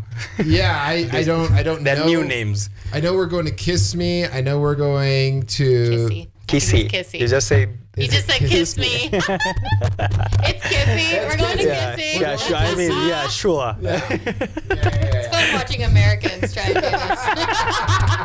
Yeah, sure. Kissy, that's my hometown. Oh, Okay. really? Yeah, I grew up there. What should we expect from Kissy? 'Cause Yeah, this a is lot the of first time- bananas. Bananas? Yes, that's the land of bananas in Kenya. I love bananas. A lot of sugarcane. Okay. And very friendly people and happy people.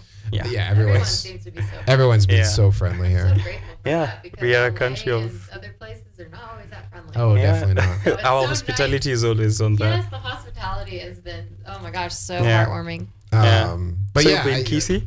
Yeah, we're going to Kissy, and then we're going to the Don't look at me, sweetheart. I have no idea. I honestly have no idea. I feel like I've been asking for an itinerary for like ever, and I just don't seem to find it. Right. Okay. Not reaching me. All right. So the fact that you even remembered Kissy, even Yeah. though it's wrong. But at least we know Kissy. And you have been at Kenyatta University. Yes. Yeah. Which is where we are at the moment. Yes. So people should watch out. I remember in last year's keynote tour, there was Kissy University, there was Nairobi University, Kenyatta University, Kereri Girls, which is also a secondary school in Kissy University, a girls' high school, and a bunch of others. So I think probably the same spots. Yeah. Yeah. I would as last assume. year. Yeah, we're doing a savannah. A safari in Safari. I was Masai like, Mara. what is a savannah? I thought it's safari. Yeah, they're in the savannah. Yeah, that's They're in the Savannah Desert, right. but it's a safari. Okay. All right. It's a safari in this. We are called the Silicon Savannah anyway. Yeah. So that's it's what I thought. yeah. All right. So those are some of the places people can expect this tour that you're with. Yeah. Right. And I have here. Of course, I have a graphic that has a bunch of other speakers who are Hugh. Yeah. There's Isabel, who we've had here before. There's David, who's actually around here in the Yeah, he's studio. in the back. Yeah, he's back in Kenya. He was here before as well. We've had a conversation, and he came with Dr. Juma as well. So I'm sure Dr. Juma, and they'll be sharing on social media. So you can check out Top Talent Agency, and then you'll see the itinerary and where they're at. I personally follow Isabel online, so I will always know where they're at. So if maybe you can follow Miss Nikki here and others. I don't know if Tyler is on social media. I am. So Tyler's Coffees is Tyler's Acid Free at Tyler's Acid Free Coffee, and then my personal is at Tyler Ornstein. But we're actually going to be launching a new channel called Tyler's Task Force. And what that is every day I'm going to post a task that I want my viewers and my followers to do. And it's business related. And then also I talk about business-oriented things on my new channel. It hasn't dropped yet, but that's coming up. You're actually the first media to hear about it. Oh, so exclusive in Kenya. I should be charging this subscription based. Okay, so entrepreneurs can look forward to that, so they get tips from you, of course, on the journey so far. Yeah. It's 9:42 in the morning, guys. I have like a small segment that's supposed to happen before 10. We could have this discussion all the way to like 6 p.m. I'm sure. There's so many questions I have, but because you're around, I'd be also, trying to reach to where you're at and hopefully invite you to come back again. Thank you. Whether this time or another time in which you're in Kenya. Just to close it off, one last piece of advice. Could be random, could be specific to entrepreneurs, to a person out there. Maybe I could begin with Nikki, yes. Oh God, of course. I was like, darn, I'm going to think about this. Nope. Yeah, anything. Could be, eat your pizza whole. We're on the spot. Yeah, very much on the spot. Eat your pizza, Nikki. Eat your pizza whole. Eat your pizza. Okay, a piece of advice. Well, I've given so much, so I have to do something different. But let's see here. Honestly, laugh more. I think because I was saying like be playful and have fun, we really have just this one life, and I admire all of you for wanting to be the biggest entrepreneur or have the biggest following or just to strive for these beautiful big goals, but you have to make sure to have fun along the way. So just please have a life that you can be so excited about, and that will allow each morning to wake up and you'll get to be excited about life. And then when you're at the end of it, you can look back and know that you did everything really joyfully. And I think that's what really makes a completely full and loving life. Right. Yeah. Laugh often. That's why they say laugh all the way to the bank. There you go. Yeah. Yeah. Tyler? Well, Biashara, it was a pleasure having us on. We really appreciate it. And one of the things that I have to say, I have to call you out because please do. The camera can't see it, but I see it. You got South Park socks. I noticed that too. It's my favorite. Oh my god! And that's one of my favorite shows. Oh, it is. Same. Yes. Yeah, that's why I have them on. Great. So, I love oh my god, they killed Kenny. Oh my god, they killed Kenny. They did. I love it. I'm so glad you said that because I was over here going in my head. I'm like, yes, kind of brings up the laugh off. Yeah. I love it. It's great. Right. What a coincidence that it's all our favorite show. Oh yeah. South Park is the best. South Park is the best. Oh yeah. my gosh. Okay. So my advice is find a mentor.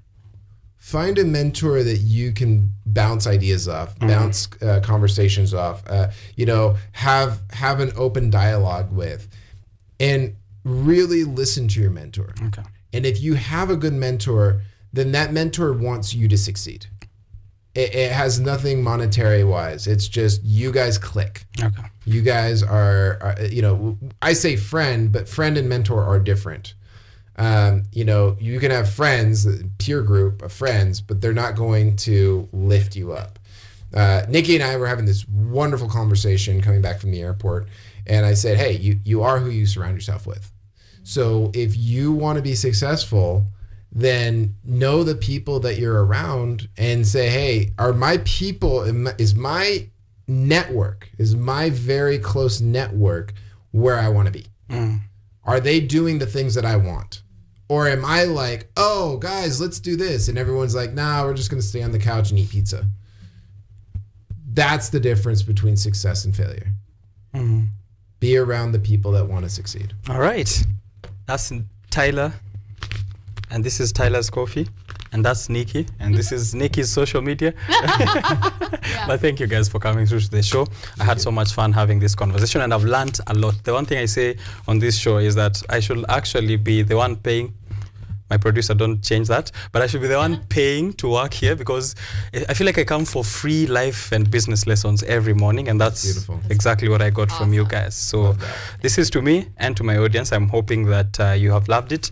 I'll definitely give you a review of Tyler's Coffee next week on Tuesday when I am back. Oh, I love that. Yeah. So I'll try it out this week and then let you know. My mom has an issue with ulcers, so also make her test this coffee and let me know. Nice. All the best with your tour this week. Yeah, and I hope to meet you in the Mara during the weekend. Yeah, that'd be great. All right. Going for a short break here on Biashara Tuesday. I'll be right back. Don't go too far. I'm coming to read your feedback and then also have a conversation, short one, with Ojwang Mariam on the headline. So grab yourself a copy of the dailies and then give us your reactions in a few. Don't go too far.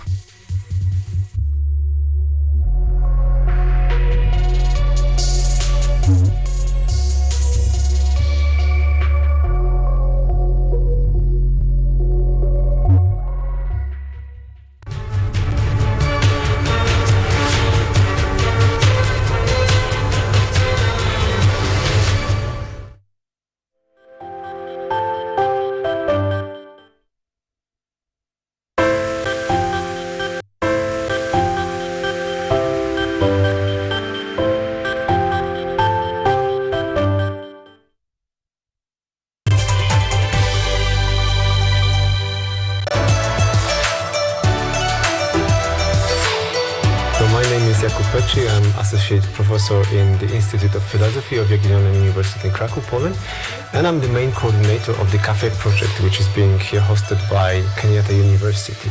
My name is Ewa Hutoba.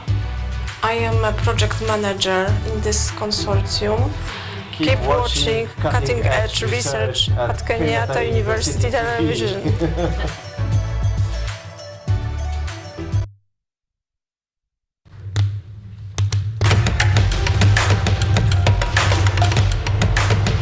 Access to knowledge, solution to unanswered questions.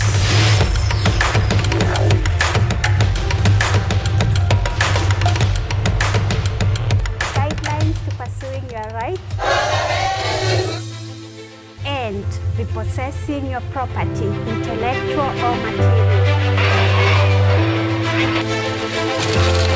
This and more only on Law Matters.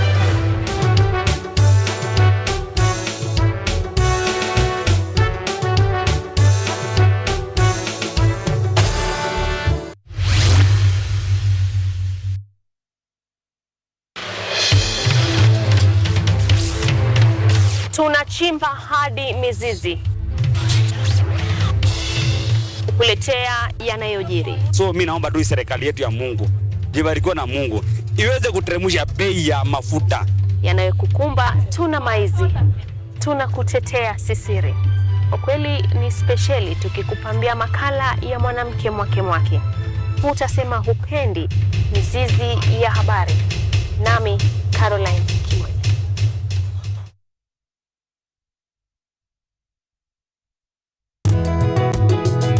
Katika maisha yetu ya leo, wakulima na jamii nyingi kwa ujumla wanakumbatia teknolojia mbalimbali na kilimo hai ili kuondoa magonjwa sugu na kuongeza usalama na utoshelevu wa chakula.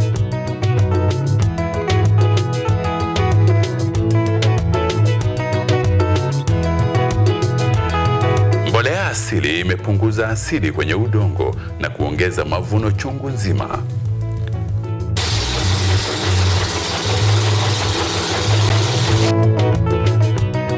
Wajua tuko shambani, na humu shambani pia kuna ng'ombe, kuna kuku, na wanaacha uchafu wao. Na huo uchafu si wa kutupwa, ni wa kutumika katika kilimo kama mbolea. Kwa sababu mimea hii imekuwa kutumia mbolea ya hawa wanyama. Wakulima mbalimbali wamekumbatia teknolojia ili kuokoa gharama ya ukulima na kutumia nafasi zilizopo katika mashamba yao.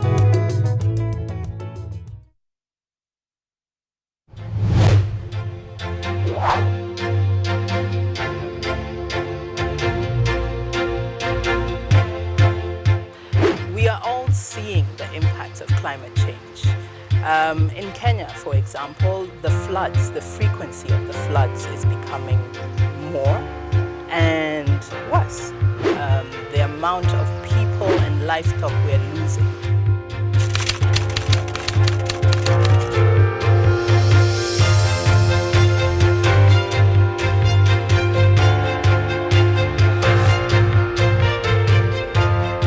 The level we need to go is the level where the normal mwananchi and also the government stakeholders can uptake these solutions. Those small acts multiplied by millions of us will help make a difference in the world at the end of the day. It's just a slight behavior change that we need, and you find that it serves us a bit more than you put in. And that's the goal. We want to live a better world than we found. Because at the rate we are going, it's dire. We will secure the planet for future generations.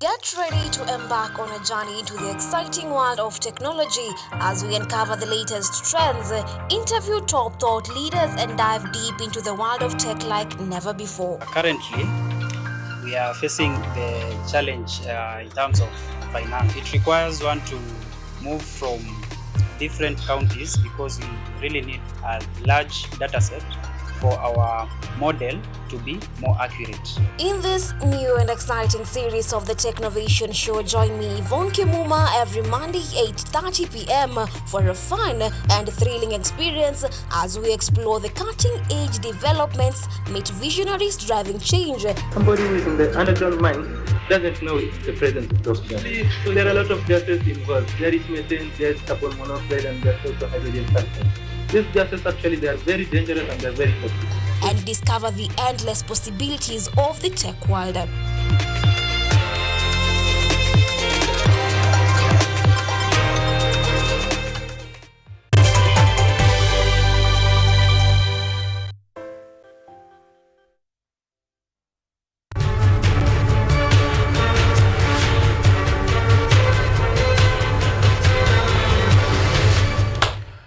All right, this is the quickest newspaper review section on the planet, probably Guinness World Record holding after this. So let's get into it. I have Ojwang Mariam, I have the Standard, the Daily Nation, the Business Daily.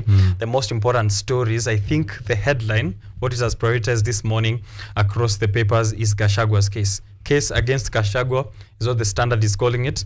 The Daily Nation is saying Gachagua on trial. So two papers prioritizing that, and he's the man who is at the front of the papers. Just a small section down there speaking about the SHIF rollout. That is the new social health insurance fund, which is taking effect from today. 2.75% of your income is going toward contribution of this health insurance fund from the government. Ojwang Mariam, Ukweli. Niambie. I've liked it vile umeiweka, that we have Ojwang Mariam, Daily Nation, the Standard, and the Business. Yes, those are our resources those today. Are our resources today. Kitu cha kwanza, Daily Nation. Activist Morara arrested at the city office jana. That is the state of our government at the moment. That you don't have freedom of expression. Ilianza juu sana. The youths bado wanakaa. It's like Russia. Unakaa mnafinywa hii. Saizi imechange to a point of bloggers in Mombasa are being abducted and raped, sodomized to make it worse. And we are supposed to keep quiet as youths. So jana huyo Morara Kebaso aliongea kuhusu hiyo akasema we need something to be done to that governor, but badala ya governor yeye ndiye ako ndani. Saa hiyo the Kisii Senator Onyonka and Senator Okia Omtata wanasema that Gachagua on trial, ambayo Daily Nation wanameandika na the Standard kanika case against Gachagua, it's a hoax. It's a plan ya both sides. Hakuna mahali kuna impeachment. Nikuulize swali. Senator Mithika Linturi alikuwa amefanya kazi mbaya sana hadi kutuuzia usiseme fake juu ni mchanga. That is poisonous, killing us. That is an injustice against humanity. Sawa. Lakini aliingia pale bungeni na akatoka. You won't tell me a DP ndio ataingia na atoke. So this is kipindi. Ni kipindi cha kuvuta kichele na vile vile wa Kenya watoe. It's a conversation na creatiwa. I'm sure that the man behind this is Dennis Itumbe.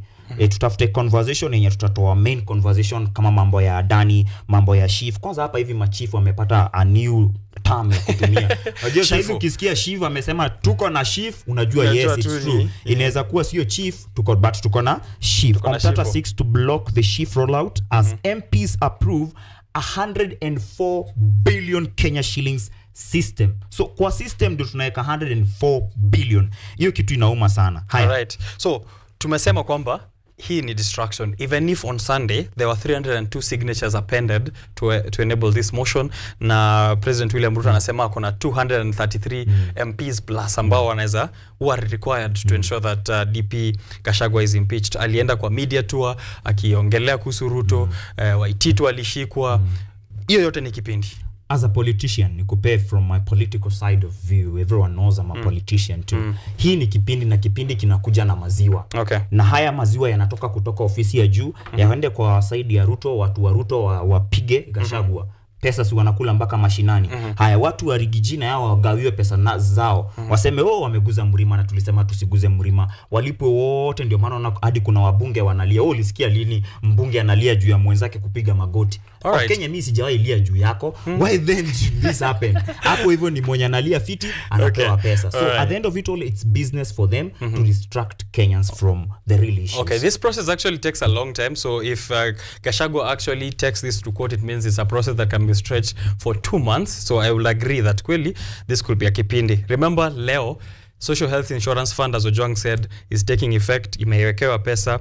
Kenyans are complaining, but from this month, hakuna NHIF anymore. From 7th of October, you should have already registered because deductions are going to be made towards that, whether you're earning an income or not. Ojwang, that's the fastest newspaper review section on the planet. I'm giving you 30 seconds to give a headline on the Business Daily and the quote at the end. Now, your one last remark. Okay, so the headline is still talks about how workers will have more pain as shift starts today. The deductions ambazo zitafanyika ni mingi sana, na watu wote walikuwa wameweka pesa kwa NHIF. Kutoka kesho uende useme unataka kadi yako ya NHIF itumike, utaambiwa tufanye nayo kazi saizi, tunangoja shift hapa na pale ikubaliki ama ikatae. So kama utahitaji services za medical kesho utaumia sana. Now as I conclude with the quote 59 in the morning. Yeah, as I conclude with the quote tunasoma ya Ariana Huffington, who is a co-founder and Huffington Post pale hivyo.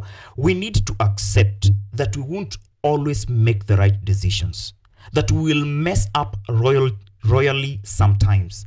Understanding that failure is not the opposite of success, it's part of success. A very great encouragement to the youth of this country that we may not have succeeded, but we are on the right track. Every time you take a step and fail, it means you are better. You will not fail tomorrow. Ojwang Mariam. Richard Okenye here, host Biashara Tuesday. Ojwang Mariam, host Art and Culture Monday. We bring this to you Monday and Tuesday. Thank you for tuning into this show. May your week be better. May your profits be high, but your humor higher, so that you can laugh all the way to the bank. At Richard_Okenye across all social media platforms. I will see you around. Kabisa.